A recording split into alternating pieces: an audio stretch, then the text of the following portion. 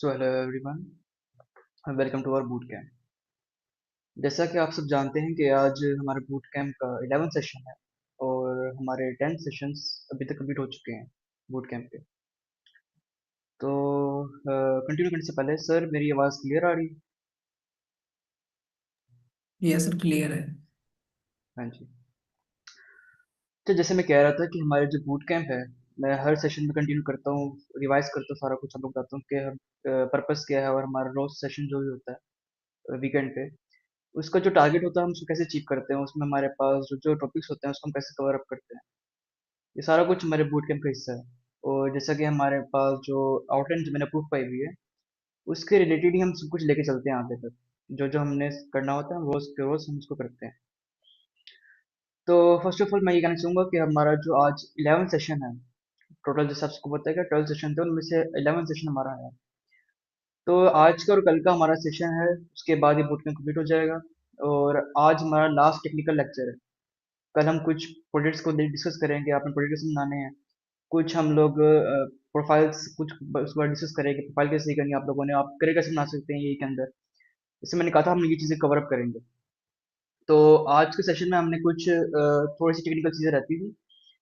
जैसे एनएलपी क्या होता है, आज हमारा सेशन टोटली एनएलपी के बारे में है कि एनएलपी क्या होता है, उसकी वर्किंग क्या होती है, उसकी इम्प्लीमेंटेशन क्या होती है, उसका पर्पस क्या होता है। ठीक है। और इससे पहले हम हर चीज़ कवर कर चुके हैं ये के बारे में। हम डीपली ये के सारा टाइप्स पढ़ी हम लोगों ने, मेजर एल्गोरिथम जो सब कुछ थे वो सबको डिस्कस किया। उसकी मैथमेटिकल अप्रोच पढ़ी हम लोगों ने। उसके साथ साथ हम लोगों ने उसको डिस्कस किया कि उसको हम पाइथन में कैसे इम्प्लीमेंट करेंगे। ठीक है। लास्ट हमारा सेशन था वो था कंप्यूटर विजन के बारे में। हमारा जो 9 सेशन तक थे, हमने ये को कम्प्लीटली डिस्कस कर चुके हैं। आज का सेशन हमारा एनएलपी के बारे में होगा। एनएलपी को आप सब समझ लेंगे आज के सेशन में, तब आपको क्लियर हो जाएगा कि ये वर्क कैसे करती है। ठीक है। ये की वर्किंग कैसे होती है और ये जिसको हम कहते हैं उसके सब कुछ हम आज कवर कर लेंगे। सो फर्स्ट ऑफ ऑल मैं आपको अभी आउटलाइन बहुत दिखाऊंगा कि आज हमने क्या हमारे टॉपिक्स हैं। तो मैं ये कहना चाहता हूँ कि हमने जो भी एल्गोरिथम्स हमने पढ़ने थे, जैसे हमने बहुत सारे एल्गोरिथम्स पढ़े हैं सेशन 6 से लेकर 8 तक। आई थिंक 10 तक हम लोगों ने एल्गोरिथम्स पढ़े हैं हर चीज़ के बारे में। हमने सुपरवाइज मशीन लर्निंग पढ़ी, हमने अनसुपरवाइज मशीन लर्निंग पढ़ी, हमने रीइंफोर्समेंट लर्निंग को डिस्कस किया। फिर हम लोग चले गए डीप लर्निंग के बारे में कि डीप लर्निंग का पर्पस क्या होता है, उसकी रीड क्या होती है। हम हर चीज़ को कवर कर चुके हैं डिटेल से। अभी तक आप लोग अगर आप लोगों ने उसको जो टास्क में साइन किए थे, अगर आप वो करते रहे होंगे तो आप लोगों को पता चल चुका होगा कि हमने उसमें क्या क्या मैंने आपको दिया था। जैसे बूट कैंप का मकसद ये होता है कि आपको थ्योरी पढ़ा के कुछ प्रैक्टिकल वर्क हुआ मैंने आप लोगों के साथ साथ, कि जैसे हमने कोडिंग वगैरह की थी हम लोगों ने। हमने कुछ प्रोजेक्ट्स बनाए थे, हमने कुछ मॉडल्स बनाए थे। जैसे हमने रिग्रेशन मॉडल्स बनाए थे, हमने कुछ थोड़ा बहुत आपको मैंने टास्क असाइन भी किया था। जैसे लास्ट टाइम मैंने आपको टास्क असाइन किया था, हम लोगों ने सी एन एन और आर एन एन पढ़े थे, तो आपको टास्क असाइन किया था कि आप लोगों ने कोई ना कोई प्रिडिक्शन या फिर आपने कुछ बनाना है उसके बारे में, जो मैंने आपको लास्ट में डिस्कस किया था। तो आज ही भी मैं पहले आप लोगों को कुछ थ्योरी पढ़ाऊंगा। आज का सेशन हमारा टेक्निकल खत्म हो जाएगा, जो चीज़ हमने पढ़नी थी आज के सेशन, अगर आपने अभी तक सारे सेशन देख चुके होंगे तो आप लोग को अभी तक सारा कुछ चीज़ के बारे में पता चल चुका होगा। ठीक है। आप लोग को मेरे सेशन का मकसद ये था कि आप लोग इतना केपेबल बना देना कि आप लोग सामने जब भी कोई ए की बात हो रही हो, क्या कोई कहे कि इसमें ए इम्प्लीमेंट हो रही है, तो आप लोग इतने केपेबल हों कि आप लोग बता सकें उस ए के अंदर कौन सा एल्गोरिथम लग रहा है, ये वर्क कैसे कर रही है, ए के पीछे उसकी साइंस क्या है, वर्क कैसे कर रही है। अगर हम कहते हैं कि ए कोई टास्क परफॉर्म कर रही है, इस टास्क को करने के लिए ह्यूमन इंटेलिजेंस रिक्वायर होती है, तो हमें पता कैसे होगा, हमें पता होना चाहिए। अगर हम अभी तक आप लोग कर चुके हो यहाँ तक, तो आपको पता होना चाहिए कि उसके पीछे हम लोग उसके पीछे साइंस क्या होती है, कि हम कह रहे हैं ए इम्प्लीमेंट होती है, तो हमें पता होना चाहिए कि ए कैसे इम्प्लीमेंट हुई है, वर्क हो कैसे रहा है। ठीक है। अगर आज हम पढ़ेंगे एनएलपी क्या होता है, जैसे गूगल असिस्टेंट कैसे काम करता है, उसके बाद थोड़ा बहुत ट्रांसफॉर्मर्स का भी आइडिया दूंगा आप लोगों को, एलएलएम्स का भी आइडिया दूंगा आप लोगों को। तो आज इंशाल्लाह हम कुछ कवर अप कर लेंगे। तो जो कल का सेशन होगा, कल का सेशन थोड़ा छोटा भी होगा, कल का सेशन की ड्यूरेशन कम होगी। और क्योंकि हमारा कल लास्ट सेशन होगा, तो बस हम जो सब कुछ हम पढ़ चुके हैं उसको इधर रिवाइज कर दूंगा मैं। आज हमारा लास्ट वीक सेशन होगा। तो फर्स्ट ऑफ ऑल मैं आप लोग को आज की आउटलाइन दिखा दूं, ताकि फिर हम लोग स्टार्ट करते हैं फिर सेशन आज का, जो हमारा टास्क है।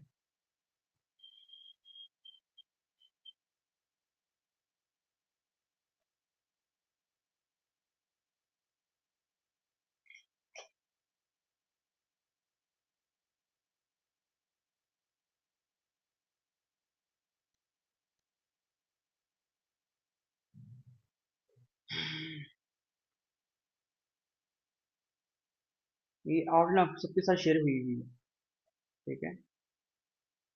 तो इसको हम जब सारा कुछ कल हमारे लास्ट सेशन में सब कुछ मैं रिकैप करूंगा हमने अभी तक क्या पढ़ चुके हैं, ये हम आज हमारे को काम करते हैं, इसलिए सब कुछ रिकैप नहीं करूंगा। बाकी जो कल का सेशन है, कल का सेशन दोबारा सब कुछ रिकैप कर दूंगा, हम टाइम हमने क्या क्या पढ़ चुके हैं। तो हमारा 90% जो हमारा बूट कैंप है वो कंप्लीट हो चुका है। आज हमारा सेकंड लास्ट सेशन होगा। तो आज हम पढ़ेंगे नेचुरल लैंग्वेज प्रोसेसिंग के बारे में।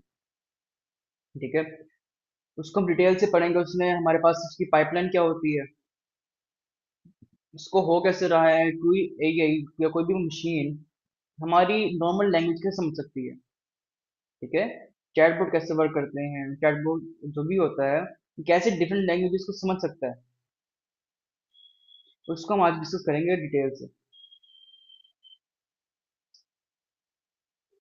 तो हम लोग उसके बाद हम लोग आज पढ़ेंगे कि टेक्स्ट की प्री प्रोसेसिंग क्या होती है, उसके बाद टोकनाइजेशन क्या होती है। फिर सेंटीमेंट एनालिसिस काफी मेजर हमारे पास इंपॉर्टेंट चीज है। ये सेंटीमेंट एनालिसिस क्या होता है। ठीक है। सेंटीमेंट एनालिसिस की मतलब हम उसको डिटेल से पढ़ेंगे, उसमें हमारे पास टाइप्स कैसे होती हैं और कैसे कैसे उसमें प्रोसेस होता है। सेंटीमेंट एनालिसिस होता है ना, उसमें हमारे पास मेजर चीज होती है कि अगर कोई टोन समझता कैसे है, जिसको हम डिटेल से पढ़ेंगे। थोड़ा बहुत आप लोगों को मैं ओवरव्यू दे दूं। फॉर एग्जांपल अगर आप किसी एलएलएम से या फिर हम लोग फॉर एग्जांपल चैट जीपीटी से कोई भी शख्स कोई बात करता है। ठीक है। उसको कैसे पता चल जाता है कि जो मेरे जो आगे पर्सन स्पीकिंग है, जो बोल रहा है, जो टाइप कर रहा है, उसका मूड कैसा है। फॉर एग्जाम्पल अगर मैं गुस्से में कुछ लिख रहा हूँ, ठीक है, या कुछ में अब मेरी वॉइस इस तरह से, अगर मैं उसको वॉइस से मैं बात कर रहा हूँ, तो उसको कैसे पता चलेगा कि मैं जो बोल रहा हूँ गुस्से में बोल रहा हूँ। तो वो मुझे कूल डाउन करने के लिए कोई ना कोई आगे लाइन देगा। मतलब कि अगर मैं कोई टास्क करने के लिए उसको प्रेशर दूं और उसमें थोड़ा वो गुस्सा निकालूं अपना, ठीक है, प्रॉम्प्ट के जरिए से, तो वो मुझे कोई ना कोई कूल डाउन करने की बात करेगा आगे से। उसको पता कैसे चला कि मेरा मूड किस तरह से है। उसको कैसे पता चला कि मैं तो एक प्रॉम्प्ट दिया ना, एक लाइन दी है, वो कैसे समझेगा मेरी टोन क्या है उस टाइम पे। ठीक है। उसको हमारा होता है सेंटीमेंट एनालिसिस के अंदर सारा कुछ। तो हमारा ये आज का सेशन होगा, डिटेल्स हम पढ़ेंगे कि नेचुरल लैंग्वेज प्रोसेसिंग क्या होगी। उससे पहले हम सब कुछ पढ़ चुके हैं, कंप्यूटर विजन जैसे लास्ट सेशन था हमारा, उसमें डिटेल से पढ़ा। तो नाइन्थ सेशन हमारा डीप लर्निंग के बारे में था। डीप लर्निंग का हमने समझा, ये मैं कल आपको दोबारा से कुछ हर टॉपिक को थोड़ा थोड़ा 5 मिनट दे के दोबारा रिवाइज करवा दूंगा। तो डीप लर्निंग क्या होता है, उसमें हम सब कुछ डिटेल से पढ़ चुके हैं। फिर जो एट सेशन था हमारा अनसुपर मशीन लर्निंग के बारे में, उससे हमने क्लस्टरिंग, एसोसिएशन, डायमेंशनलिटी, रिडक्शन, सारा कुछ इसके तीनों चीजें हम लोगों ने इसके आगे एल्गोरिथम्स भी डिटेल से पढ़े थे। और ये आपको एक्टिविटी साथ देता रहता है कि आपने एक्टिविटी कौन सी करनी है। अगर आपने की होगी तो अभी तक आप लोग पता होगा सारा कुछ। तो हमने उसके बाद ये मशीन लर्निंग के एल्गोरिथम्स, क्लासिफिकेशन मॉडल्स जो होते हैं हमारे पास होते हैं सुपर मशीन लर्निंग के अंदर, वो हमने डिटेल से पढ़ते। फिर हमने मशीन लर्निंग को पढ़ा, हम लोगों ने उसके एल्गोरिथम्स पढ़े, उसके टाइप्स पढ़ी। उससे पहले हम लोगों ने इसके कुछ लाइब्रेरीज पढ़ी थी। ठीक है। अभी आपको कुछ लाइब्रेरीज दिखाऊंगा। अभी तक आप लोगों ने हमने तकरीबन काफी लाइब्रेरीज हम डिस्कस कर चुके हैं। हमने पेंडास, सीबोर्न, हर तरह की लाइब्रेरीज विजुअलाइजेशन से लेके हमने मशीन लर्निंग लाइब्रेरीज हम डिस्कस कर चुके हैं। लास्ट टाइम हमने ओपन सीवी देखी थी, जो ओपन सीवी हमारे पास कंप्यूटर विजन में कहाँ एप्लीकेबल होती है। तो पाइथन इसलिए ज़्यादा यूज होती है, सिर्फ इसका बेसिक सिंटैक्स की वजह से नहीं। इसके सिंपल सिंटैक्स इसकी एक फैक्टर नहीं है कि इसमें हम लोग ज़्यादा यूज करते हैं। ये लाइब्रेरीज इसकी इस तरह से सपोर्ट करता है जो हमें यूज होता है। जैसे मैंने आपको दिखाया था ना, हमने जब मैथमेटिकल वे में जब हम कोई ना कोई मॉडल ट्रेनिंग कर रहे थे, उसमें कितने स्टेप्स थे। जब हम पाइथन के जरिए किया हमने कोई हम लोगों ने जब आप लोगों को याद होगा जब हम रिग्रेशन मॉडल बना रहे थे, रिग्रेशन मॉडल हमने एसके लर्न जो हमारे पास लाइब्रेरी थी, सेकंड लर्न जो लाइब्रेरी थी, उससे हम लोग सिर्फ मॉडल को इंपोर्ट करते थे वहां से। ठीक है। जैसे हमने वहां से किया था कि इंपोर्ट, हमने इंपोर्ट करके वहां से हमने उसको यूज किया था। सिर्फ हमने फंक्शन लगाया, हमने डाटा दिया, मॉडल ट्रेन हो गया था। ठीक है। ये होता है। अब हम लोग जब लाइब्रेरीज हमने डिस्कस की थी, उसके पहले हम लोगों ने कुछ न्यूमेरिक्स लाइब्रेरी डिस्कस की थी। जैसे नमपाई होगी, हमने पेंडास डिस्कस की थी। उससे पहले हम पाइथन पे आए थे, उससे पहले हमारा जो फर्स्ट सेशन था वो इंट्रोडक्शन टू एआई का था। ठीक है। मेरा मकसद ये था कि आप लोग को कुछ प्रैक्टिकल वे के साथ साथ थ्योरी पढ़ाना। ठीक है। क्योंकि प्रैक्टिकल वे अगर हम सिर्फ अकेला प्रैक्टिकल वे करवाऊँ कि मैं आपको चैटबॉट बनाना सिखा दूँ यहाँ पे, तो आपको पता ही ना वो चैटबॉट के पीछे साइंस क्या है, वो वर्क कैसे कर रहा है। ठीक है। ई का बूट कैंप मैंने आपको पहले बताया था कि इस ई के बूट कैंप में जो मेरे पास 12 सेशंस हैं, उससे मेरा मकसद ये था कि हम लोग डिटेल से हर इसके टॉपिक्स को पढ़ें। कि आपके सामने जब भी कोई वर्क परफॉर्म हो रहा होगा, तब लोग पता हो उसके पीछे एल्गोरिथम कौन सा लगा है, कि ए की कौन सी टाइप से आ रहा है। ठीक है। आप ए एज ए इंजीनियर के तौर पे अपनी रोल में इंटरव्यू दे रहे हो, हम मैंने डिटेल से हर चीज की आपको पढ़ाई है इस बारे में, तो उसके पीछे एल्गोरिथम क्या होता है। तो हम स्टार्ट करते हैं आज सेशन एनएलपी के बारे में, ताकि पे हम लोग कवर अप कर सकें इसको। अच्छा, आप लोगों ने देखा होगा, आप सारे हम सब यूज करते हैं, हम लोग चैट जीपीटी यूज करते हैं, हम लोग जेमिनाई आप सबने यूज किया होगा। ठीक है। अब आप लोगों को याद होगा जब मैंने शुरू में हम लोगों को बताया था कि जो कंप्यूटर है, ठीक है, हमने कहा ना ई इम्प्लीमेंट तो कंप्यूटर में ही होती है। ई का मतलब ये होता है कि जो कंप्यूटर्स ऐसा वर्क परफॉर्म करें, इस वर्क को करने के लिए ह्यूमन इंटेलिजेंस रिक्वायर होती है। ठीक है। तो हमें कैसे पता चला कि जो कंप्यूटर को कैसे चला, हम जो बोल रहे हैं, हम जो टाइप कर रहे हैं चैट जीपीटी को, फॉर एग्जांपल आप प्रॉम्प्ट दे रहे हैं चाहे किसी लैंग्वेज में भी, आप इंग्लिश में दे रहे हैं, उर्दू में दे रहे हैं, किसी भी लैंग्वेज से प्रॉम्प्ट दे रहे हैं, वो उसी लैंग्वेज में आपको जवाब दे रहा है। मैंने तो पहले कहा था कि जो हमारे पास एआई है या हमारे पास कोई मशीन है, जो कंप्यूटर हमारे पास बाइनरी को समझता है, वो हमारी नेचुरल लैंग्वेजेस को नहीं समझता। नेचुरल लैंग्वेजेस मतलब जो हम लोग आम जुबान में बोलते हैं। ठीक है। दुनिया में जितनी जुबानें इंग्लिश, जितनी भी हम इंटरनेशनल इंग्लिश है, बाकी जितनी हम जुबानें बोलते हैं, वो नेचुरल लैंग्वेज में आता है। जो कंप्यूटर है, कंप्यूटर हमारे पास कम्युनिकेट किसमें करता है, वो बाइनरी में करता है, कंप्यूटर समझता है बाइनरी को है। तो बात दिमाग में क्वेश्चन आता है, हम इतनी बातें कर रहे हैं, हमने अभी तक एल्गोरिथम्स पढ़े, हमने ये का हम कहीं जा रहे हैं कि ये वो वर्क परफॉर्म कर रही है, इस वर्क को करने के लिए ह्यूमन इंटेलिजेंस रिक्वायर होती है। तो वो समझ कैसे रही है, मतलब कि मैं चैट जीपीटी को कोई भी मैं कोई प्रॉम्प्ट लिख के दे रहा हूँ, वो समझ कैसे रहा है मेरी इंग्लिश को, वो समझ कैसे रहा है। हमने कहा ना, हमको डाटा देते हैं, हम सब कुछ हम डिटेल से पढ़ा कि मॉडल कैसे ट्रेन होता है, सारा प्रोसेस हम डिटेल से पढ़ चुके हैं। लेकिन बात वही आती है कि हमारे पास वो समझ कैसे रहा है कि वो हम जो इंग्लिश या कोई भी लैंग्वेज बोल रहे हैं, उसको समझ के उसी लैंग्वेज में जवाब हमें कैसे दे रहा है। ठीक है ना। इसके पीछे हमारे पास होती है नेचुरल लैंग्वेज प्रोसेसिंग। ठीक है, ये बहुत बड़ी फील्ड है नेचुरल लैंग्वेज प्रोसेसिंग की हमारे पास। इसमें क्या होता है, इसका मतलब ये होता है कि हमारे पास जो नेचुरल लैंग्वेजेस हैं, उसके पास उसमें कुछ फंक्शंस होते हैं, कुछ परफॉर्म हमारे पास होता है, कुछ एक पूरी पाइपलाइन होती है। उसका मतलब उससे हमारे पास प्रोडक्ट ये आता है, जो कंप्यूटर है हमारी लैंग्वेज को समझ आता है। फिर उसी लैंग्वेज को कोई प्रोसेस करके उसके बाद डाटा बेस होगा, उसके लिहाज से वो कोई ना कोई जवाब देगा, या जिस मॉडल को ट्रेन किया हो उस ट्रेन डाटा पे वो हमें कोई ना कोई रिप्लाई देगा या कोई रिस्पॉन्स देगा। इसको हम कहते हैं नेचुरल लैंग्वेज प्रोसेसिंग। इसका पूरा हम आज पाइपलाइन पढ़ेंगे कि ये वर्क कैसे करती है। ठीक है। नेचुरल लैंग्वेज प्रोसेसिंग का हमारे पास इसकी नीड क्या है, इसकी एप्लीकेशंस कहाँ कहाँ होती है।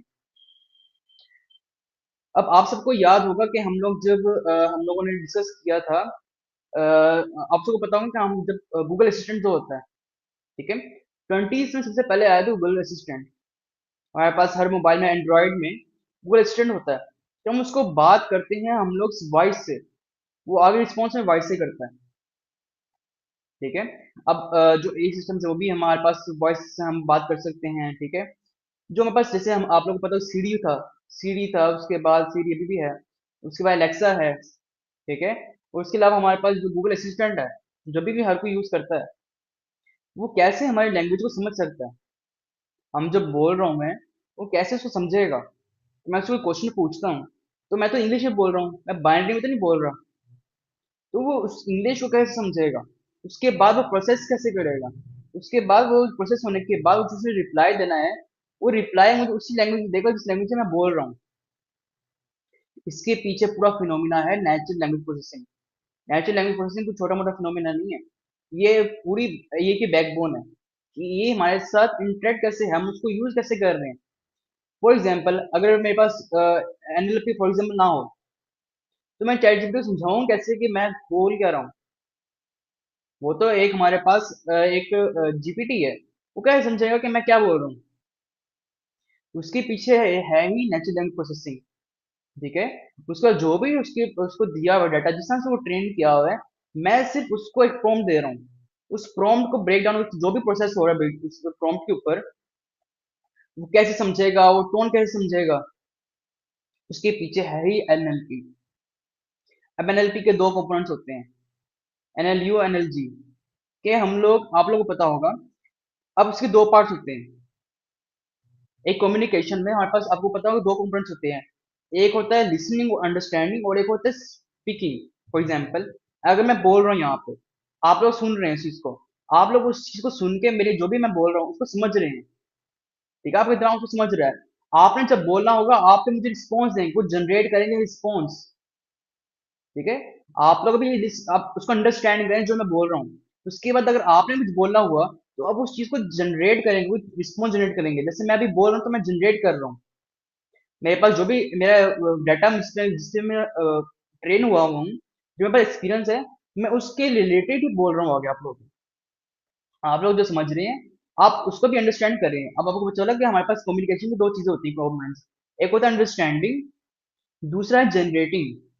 कि आप अभी आप लोग सुन रहे हैं और आप समझ रहे हैं, और मैं भी जनरेट कर रहा हूँ, मैं बोल रहा हूँ। ठीक है, एनएलयू के हमारे पास दो कंपोनेंट्स होते हैं, हम डिटेल सारा कुछ पढ़ेंगे आज के सेशन में। क्योंकि मैंने आज के सेशन बहुत कुछ कवर, आज बहुत कुछ मैंने इसमें ऐड नहीं किया, सिर्फ एनएलपी ऐड किया है। क्योंकि मैंने कहा कुछ रिलैक्स हो जाए हम लोग, क्योंकि हम बहुत कुछ पढ़ चुके हैं अभी तक।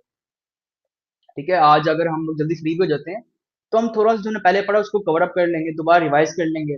फिर कल का सेशन में हमने तकरीबन रिवाइज ही करना सारा कुछ, क्योंकि कल के सेशन में इतना कुछ इंपॉर्टेंट कोई काम है नहीं हमारे पास। वो टेक्निकल आज हमारा लास्ट सेशन होगा। तो नेचुरल लैंग्वेज प्रोसेसिंग का मतलब ये है कि हमारा जो भी बोल रहे हैं वो उसको मशीन को समझा रहा है, तो उसके रिलेटेड ही वो मुझे रिस्पॉन्स कर रहा है उसी लैंग्वेज में जिस लैंग्वेज में मैं बोल रहा था। इसके पीछे पूरा सब कुछ है एनएलपी, नेचुरल लैंग्वेज प्रोसेसिंग। अब ये कोई नया फिनोमिना नहीं है नेचुरल लैंग्वेज प्रोसेसिंग का। जब से एआई का कॉन्सेप्ट आया था, उस कॉन्सेप्ट के बाद ही हमारे पास एनएलपी स्टार्ट हुआ था। मैंने कहा ना, एआई इन सालों में नहीं आया। जैसे एक डेकेड हुआ है इसको हम कहते हैं कि एआई आ गया, कुछ लोग कहते हैं कि एआई आ गया। अब एआई इनको कौन बताया कि एआई अभी नहीं आया हुआ। 1950 से एआई का कॉन्सेप्ट है। 1990s और 1980s आपको बताया था कि हमारे पास वो बन गए थे एएनएन। आर एन हमारे पास उस टाइम बन गए थे। आर एन जो कॉम्प्लेक्स एल्गोरिथम्स हमारे पास हैं, एक स्ट्रक्चर है हमारे पास डीप लर्निंग का, वो तब से ही हमारे पास आ गया था। ठीक है, तो ये इसलिए हमारे पास इस टाइम ग्रो हुआ है, इतना बूम हुआ है। इसकी रीजन ये है कि हमारे पास कंप्यूटेशनल पावर बढ़ गई है। एक जीपीटी को कुछ सिखाने के लिए, ट्रेन करने के लिए हमें बहुत ज्यादा डाटा और बहुत टाइम स्पेंड होता है, और कंप्यूटेशनल पावर बहुत स्पेंड होती है। मैंने आपको कहा ना कि हम अगर हमारे पास कंप्यूटर साइंस की फील्ड में हमारे पास दो चीजें बहुत इंपॉर्टेंट होती हैं। एक होती है टाइम और एक होता है हमारे पास कंप्यूटेशनल पावर। ठीक है, तो जो कंप्यूटेशन पावर होती है उसकी उसकी हमारे पास सप्लाई बढ़ गई, कंप्यूटेशन पावर बढ़ गई। ये हमारे पास फिनोमेना नेचुरल लैंग्वेज प्रोसेसिंग का। तो स्टार्ट करते हैं। अब एनएलपी क्या है? मैंने कहा ना कि एनएलपी हमारे पास कंप्यूटर साइंस, ह्यूमन हमारे पास लैंग्वेज का, और आर्टिफिशियल इंटेलिजेंस का हमारे पास एक सबसेट कह सकते हैं आप लोग। ठीक है, अब जो हमारे पास एनएलपी है, मैंने कहा ये एक ब्रिज की तरह काम करता है। मतलब कि ये हमारे पास एक इंटरेक्शन है कि कंप्यूटर और ह्यूमन लैंग्वेजेस के दरमियान जो इंटरेक्शन होता है वो कैसे होता है। मैं भी बोल रहा हूँ, मैं नेचुरल लैंग्वेज बोल रहा हूँ, ह्यूमन लैंग्वेज बोल रहा हूँ। अगर मैं किसी चैट जीपीटी को कोई प्रॉम्प्ट दूंगी, मैं बोल के समझाऊंगा, मैं तो अपनी ह्यूमन लैंग्वेज से बोल रहा हूँ। ठीक है, वो कैसे समझेगा इस चीज के बारे में? इसके पीछे होते ही हमारे पास नेचुरल लैंग्वेज प्रोसेसिंग होती है। अच्छा, इसमें होता क्या है कि हमारे पास जो नेचुरल लैंग्वेज प्रोसेसिंग होती है, मैंने वो कहा ना एक प्रोसेस है। इस प्रोसेस में हमारे पास जो भी मैं नेचुरल लैंग्वेज बोल रहा हूँ, ठीक है, वो प्रोसेस एक होने के बाद कंप्यूटर उसको समझता है, उसके बाद उसके लिहाज से रिस्पॉन्स करता है। ये हमारे पास होता है पूरे नेचुरल लैंग्वेज प्रोसेसिंग में।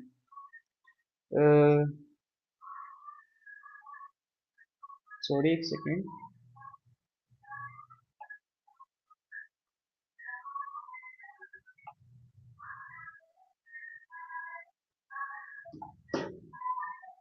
ओके, सो हमारे पास जो एनएलपी है वो एक टेक्नोलॉजी है जिससे हम, जो हमारे पास कंप्यूटर्स होते हैं उनको हम, मैंने कहा ना कि हम ह्यूमन लैंग्वेज अंडरस्टैंड करवाते हैं।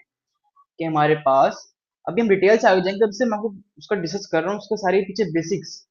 ठीक है, कि वो होता कैसे है। तो जो एनएलपी हमारे पास है वो एक टेक्नोलॉजी है जो यूज होती है किससे, कि हम ह्यूमन, जो हमारे, मैं लैंग्वेज बोल रहा हूँ इस टाइम, या फिर मैं कुछ लिख रहा हूँ, कुछ प्रॉम्प्ट दे रहा हूँ किसको, किसी चैट जीपीटी को फॉर एग्जांपल, वो कैसे समझ रहा है। तो हमारे पास एक इंटरेक्शन होता है जो डील करता है कि कंप्यूटर्स को और ह्यूमंस को एक नेचुरल लैंग्वेज के जरिए से। फॉर एग्जांपल हम मशीन से बात करते हैं, फॉर एग्जांपल स्पीच रिकॉग्निशन में, और मशीन्स को जैसे मशीन ऑडियोज को भी कैप्चर करती है। फॉर एग्जांपल जैसे हम लोग कहते हैं कि आप लोग पता होगा जैसे 11 लैब्स हैं। 11 लैब क्या होता है कि हम लोग उसको कुछ प्रॉम्प्ट लिख के देते हैं, उसमें कहते हैं कि वॉइस जनरेट करो। वैसे जनरेटिव एआई के अंदर आ जाए, लेकिन जनरेटिव एआई की ब्रांच हमारे पास आ गए, हमारे पास ट्रांसफॉर्मर्स होते हैं, हमारे एलएलएम्स होते हैं, सॉरी। ठीक है, उसको हम थोड़ा बहुत, उसको मैं आज आप लोगों को डिस्कस करूँ कि एलएलएम्स क्या होते हैं और उसके आगे सब कुछ। तो जो एनएलपी हमारे पास, दोबारा मैं आपको बता रहा हूँ कि हम आगे जब थोड़ा सा कॉम्प्लेक्स जाएंगे आज ही सेशन में, तो आप लोगों को अंडरस्टैंडिंग हो। ये टेक्नोलॉजी है जिससे हम लोग जो कंप्यूटर्स होते हैं वो समझते हैं किसको, ह्यूमन की लैंग्वेज को, इंग्लिश को, जो भी लैंग्वेज बोलूं उसको समझते हैं। इसलिए हम इसको कहते हैं नेचुरल लैंग्वेज प्रोसेसिंग। अब मैंने कहा ना कि कोई नया कॉन्सेप्ट नहीं है। 1950s में जैसे ही हमारे पास ये का कॉन्सेप्ट आया, जब मैंने कहा था कि जो एलन ट्यूरिंग था, उसने अपनी जो क्रिस्टोफर एक मशीन बनाई थी, वो करती थी कि वो एनिग्मा, उसके जो वर्ल्ड वार 2 की बात है, तो जो एनिग्मा हमारे पास थी, एनिग्मा होती थी जर्मन की, कि जिससे वो कम्युनिकेशन करते थे एक दूसरे के जरिए से। तो जो एनिग्मा के एक सिक्योरिटी प्रोटोकॉल होता था, कि जिसके जरिए से वो वर्डिंग में, एनिग्मा के जरिए से जो जर्मन लीडर्स थे वो रेडियो पे सिग्नल्स पहुंचाते थे दूसरे जगह पे। वो मशीन थी एनिग्मा। तो जो ब्रिटिश थी उसमें जो एलन ट्यूरिंग को उन्होंने हायर किया था, उसने एक मशीन बनाई थी, उसको उसने नाम दिया था क्रिस्टोफर का। ठीक है, उसने तब एक कॉन्सेप्ट दिया था एलन ट्यूरिंग ने कि जो मशीन्स हैं वो वर्क परफॉर्म कर सकती हैं जिस वर्क को करने के लिए ह्यूमन इंटेलिजेंस रिक्वायर होती है। तो वो बर्थ थी कॉन्सेप्ट ऑफ ईए का। तो कहते मशीन हमारे पास एक कैलकुलेटर नहीं है, मशीन्स कोई छोटी मोटी कंप्यूटेशन की जरूरत नहीं होती। मशीन इतनी कैपेबल हो सकती हैं कि वो ह्यूमन इंटेलिजेंस को वर्क परफॉर्म करने के लिए भी हमारे पास यूज हो सकती हैं। जैसे मतलब कि हमने कोई काम करना है, आज हम लोग पता है कि हमने कोई भी असाइनमेंट बनानी, कुछ भी करना है, ठीक है, हमें ये कहते हैं ये काम कर देता है। बात कॉन्सेप्ट क्या था कि जो ये वो वर्क परफॉर्म करें जिस वर्क करने के लिए ह्यूमन इंटेलिजेंस रिक्वायर होती है। तो ये कॉन्सेप्ट एलन ट्यूरिंग के जरिए से है। तो तब से करता करता उसकी डेफिनेशन, साइंटिस्ट आए, कंप्यूटर साइंटिस्ट आए, उन्होंने और रिसर्च की कंप्यूटर के बारे में, मशीन्स के बारे में, उसके रिलेशन के बारे में, उसको हम कैसे उसका एल्गोरिथम बना सकते हैं कि वो और इस तरह से परफॉर्म करे। ठीक है, वो सारा कुछ आहिस्ता आहिस्ता हमारे पास स्टेप बाय स्टेप चला। और आज सब सब जानते हैं कि हम लोग को जरूरत पड़ गई है कि हम ई को यूज करें। मैं हर सेशन में, तकरीबन हर सेशन में आपको बताता हूँ कि आप लोगों ने ई को यूज करना है। हम थ्योरी पढ़ते हैं, थ्योरी के बाद प्रैक्टिकल में आपको कहता हूँ आपने प्रैक्टिकल करना है तो आप ई से करवाएं। कोशिश तो करें ना आप लोग। मैं कहता हूँ आपने कोई जैसे मैंने कहा था इमेज, हमने ईमेल क्लासिफायर बनाना है, असाइनमेंट दी थी, तो मैंने ये नहीं कहा था आप खुद बैठ के टाइपिंग करें, खुद आप बैठ के कोड लिखें। मैंने कहा था आप गूगल कोलैब्स में जाएं, आप वहाँ पे चाहे किसी भी ईज से आप कोड लिखवा के करवाएं, लेकिन आप लोग को पता होना चाहिए उसके पीछे हो क्या रहा है। फॉर एग्जाम्पल आप एक रिग्रेशन की मॉडल बनाते हैं, तो वो ये तो पता होगा रिग्रेशन होती क्या है, वर्क कैसे करती है, उसके पीछे इंप्लीमेंटेशन कैसे होती है, उसका मैथमेटिकल अप्रोच क्या होती है, ये तो आप लोग को पता होगा अभी तक। तो जब आप लोग, चाहे आप लोग कोड ना भी आता हो, आपको उसकी अंडरस्टैंडिंग तो है ना। आप जब कोई इंटरव्यू होगा, अब मैं आपको एक और बात बताऊंगा कि कुछ इंटरव्यूज होते हैं ये वगैरह के, तो उससे में आपको कोडिंग नहीं करवाते होते। मतलब के जो सॉफ्टवेयर इंजीनियर वगैरह के होते हैं रोज, उनमें अभी भी कोडिंग डीएस वगैरह करवाते हैं। लेकिन जो मशीन लर्निंग की ये कि हमारे पास कुछ कंपनीज में भी स्टार्ट हुआ है ऐसा ऐसा ये, कि वो जो भी आगे बोर्ड बैठा होता है वो उससे ये की कोई डीएसए नहीं करवाता।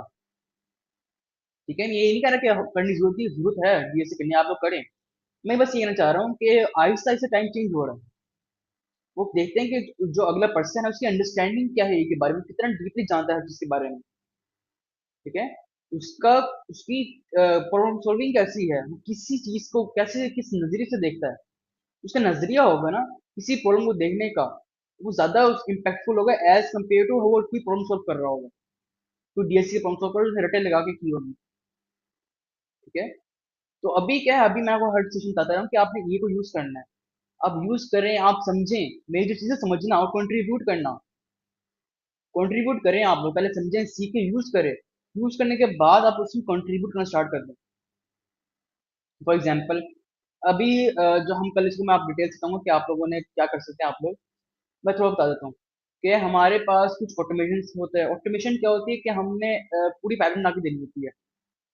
मतलब कि किसी काम को आसान आसान लैंग्वेज में किसी काम को ऑटोमेट करना होता है।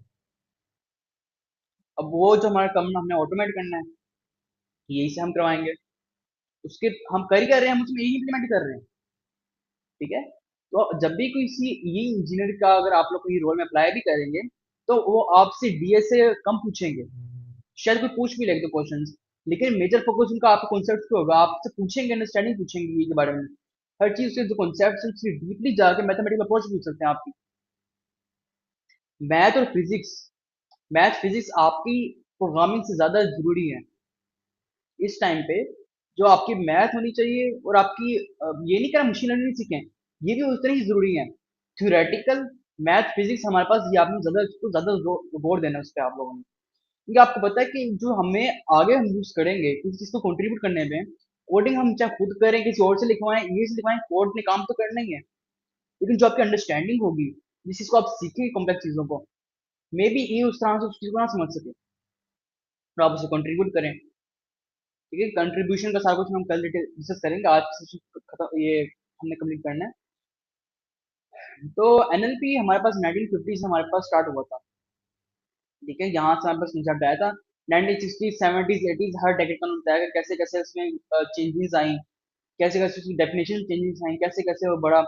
जैसे 1960 में फर्स्ट यही हमारे पास आया, जो भी था हमारे पास, मतलब वक्त ब वक्त चीजों में उसकी डेफिनेशन चेंज होती रही, एडवांस होती रही डेफिनेशन आहिस्ता आहिस्ता। ठीक है, हर डेकेड के लिहाज से उसमें कोई ना कोई चेंज आया। ये है एनएलपी। जैसे कि ये वो इंक्रीज, ये बढ़ती गई जिस तरह से ये एनएलपी भी बढ़ती गई, एडवांस होती गई ऐसा ऐसा। एनएलपी के बाद हमारे पास एल्गोरिथम्स होते हैं, उसमें हम बहुत ज्यादा मैं उसमें नहीं जाऊंगा आज के सेशन में। और एक खुशखबरी ये है आप लोगों के लिए कि हमने जितने एल्गोरिथम्स पढ़ने थे हमने पढ़ लिए हैं। हम आज सेशन को एल्गोरिथम नहीं पढ़ेंगे, और हमारा जो बुकलेट भी खत्म हो जाएगा कल के सेशन के बाद। तो एल्गोरिथम जो हमने पढ़ने थे वो पढ़ चुके हैं अभी तक। अभी आज सेशन थोड़ा थ्योरेटिकल ज्यादा होगा, क्योंकि ये आखिरी कॉन्सेप्ट है जो आप लोगों को समझाना है मैंने, ताकि आप लोग को एक अंडरस्टैंडिंग कंप्लीट हो जाए कि ये होते क्या है। ठीक है। फिर 1980 से हमारे पास यहाँ पे आया, उसके 1990s में स्टैटिस्टिकल मॉडल्स हमारे पास ने देखा ना। 1990s में आर एन एन आ गए थे हमारे पास। आर एन कितने डिफिकल्ट होते हैं, मैंने बताया था ना कि वो कैसे पूरा वर्क फॉर्म हो रहा होता है, उसमें रिकर्जन कैसे हो रही होती है, उसमें लेयर्स कैसे होती हैं, हिडन लेयर्स में क्या हो रहा होता है। 1990s की बात है ये। ठीक है, कोई नया कॉन्सेप्ट नहीं आया हुआ। फिर जो 2000 हमारे पास स्टार्ट हुआ था, उसमें हमारी लैंग्वेज मॉडलिंग आ गई थी, वर्ड्स एम्बेडिंग, गूगल ट्रांसलेट। अच्छा, गूगल ट्रांसलेट एक बहुत ज्यादा यूज होता है, हर कोई यूज करता है। ठीक है, आप और मैं हम सारे यूज करते हैं गूगल ट्रांसलेट को, हम किसी लैंग्वेज में ट्रांसलेट करना है, तो वो कैसे इतनी स्पीडली हम उसको ट्रांसलेट कर देता है किसी भी लैंग्वेज में। हम लैंग्वेज सेलेक्ट करते हैं, हम टेक्स्ट लिखते हैं, उसको ट्रांसलेट कर देते हैं। मोस्टली तो लाइकली तो एक्यूरेट ही होता है, शायद कुछ वर्डिंग्स आगे पीछे हो जाए, लेकिन मोस्टली की लाइकली है कि वो एक्यूरेट ही होगा। ठीक है, उसके पीछे क्या, उसके पीछे एनएलपी है। जहां आप लोग देखेंगे ना, जहाँ पे ये हमसे बात कर रही है या हम कम्युनिकेट कर रहे हैं, वहां पे एनएलपी है। चाहे मैं अपने मोबाइल में यहाँ पे गूगल असिस्टेंट को मैं कुछ वॉइस से बोलूं, लिख के दूं, जेमिनी को कहीं भी मैं कोई यही से हम डिस्कस कर रहे हैं, कोई बात कर रहे हैं, कुछ भी कर रहे हैं, उसके पीछे एनएलपी ही है। ठीक है। अब मैं ये नहीं कर रहा जो बहुत सिंपल चैटबॉट होते हैं, जैसे उनके पीछे मेमोरी नहीं होती, वो इसमें नहीं आते। एनएलपी हमारे पास जो मॉडर्न हमारे पास ये सिस्टम्स हैं, समझते हैं कि लैंग्वेज को, उसके सिंटैक्स को, उसकी जो टोन है उसको समझते हैं, उसकी जो भी सब कुछ उसके पीछे मीनिंग होता है सिंटैक्स का, उसको समझते हैं। ठीक है, वो एनएलपी में आता है। फिर हमारे पास 2010 में हमारे पास हुआ, फिर 2000 हमारे पास 22 में, 2020 में। अच्छा, ये हमारे पास सबसे पहले जो एलिजा हमारे पास एक तरह का एक चैटबॉट था हमारे पास, ये स्टार्ट हुआ था। लेकिन ये मतलब मसला ये था कि ये ना उसकी मेमोरी इतनी नहीं थी। मेमोरी की वजह से, जैसे कोई हम चैटबॉट बनाते हैं, कोई पर्सन स्टार्टिंग में उसने अगर इम्प्लीमेंट ना करे, तो ऐसे ही होता है, उसको एक क्वेश्चन के बाद वो भूल जाता है उसमें कनेक्शन क्या था। ठीक है। अब इसकी एप्लीकेशन कहाँ है नेचुरल लैंग्वेज प्रोसेसिंग की। अब लैंग्वेज ट्रांसलेशन, मैंने कहा ना हमारे पास गूगल ट्रांसलेट है, हम कुछ ना कुछ हुई लैंग्वेज रियल टाइम में फौरन से हम कोई लैंग्वेज को ट्रांसलेट कर सकते हैं। पहले होता था जब हम किसी दूसरे मुल्क जाते थे, तो हमें एक इंटरप्रेटर होता था, इंटरप्रेटर एक प्रोफेशन होता था। ठीक है, इंटरप्रेटर एक प्रोफेशन होता था कि फॉर एग्जाम्पल अगर मैं जा रहा हूँ, जर्मनी जा रहा हूँ, तो जर्मनी जाके वहाँ पे एम्बेसी में, पाकिस्तानी एम्बेसी में एक पर्सन होगा जिसको जर्मनी भी आती है, जिसको पाकिस्तानी भी आती होगी। अगर मैं कम्युनिकेट करना किसी और बंदे से जो जर्मन बोलता है, तो मैं उस इंटरप्रेटर को बताऊंगा, इंटरप्रेटर को, तो जो पर्सन होगा वो उसको आगे फिर बताएगा जर्मन में। मसला क्या था, यहाँ पे एक्यूरेसी नहीं थी। हम नहीं जानते उस पर्सन को जो हम जिससे हम बात कर रहे हैं, उसको हमने इंटरप्रेटर रखा, हमारे लिए वो एक ट्रस्टवर्दी नहीं होगा। वो उसको पैसे दिए, हम जानते ही नहीं, जो स्ट्रेंजर था वो, तो क्या पता वो ट्रांसलेशन में कुछ चेंजिंग कर ले, हमें नहीं पता चलेगा। क्या पता वो ट्रांसलेशन सही कर ही ना पाए। और तीसरा मसला था कि उससे हमारे पैसे बचते थे। आप किसी मुल्क में गए हैं फॉर एग्जाम्पल, अब तो अब की बात नहीं कर रहे, फॉर एग्जाम्पल आप 50 ईयर्स पहले, या उससे पहले आप लोग 60-70 ईयर्स पहले आप किसी दूसरे मुल्क जाते हैं, आपको उसकी लैंग्वेज ही नहीं आती। आपको लोग इंटरप्रेटर रखेंगे अपने पास, या तो आप पहले सीखेंगे लैंग्वेज को।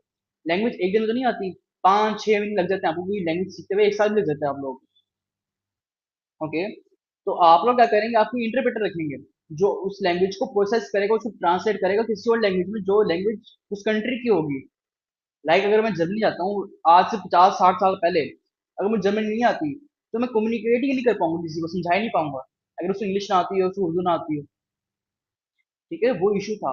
उस इशू का सोल्यूशन क्या, मेरे पास अब गूगल ट्रांसलेट है, मैंने कोई भी लैंग्वेज को पर्सन आ जाए, मैं यहाँ टाइप करूंगा उसको, चाहे उसके बाद मैं उसको ट्रांसलेशन दिखा दूं, चाहे वो पढ़ ले, या फिर उसको मैं वॉइस उसमें ट्रांसलेट कर दूं, वो वॉइस बोल देगी आगे से। काम आसान हो गया। अब आप लोग ये भी कहते हैं जॉब चलेगी बंदे की। मैं ये कह रहा हूँ कि ये को यूज करके आगे बढ़े। ठीक है, अभी आगे और भी एडवांसमेंट्स आएंगी, कंप्यूटेशनल पावर बढ़ेगी और एडवांसमेंट्स आएंगी।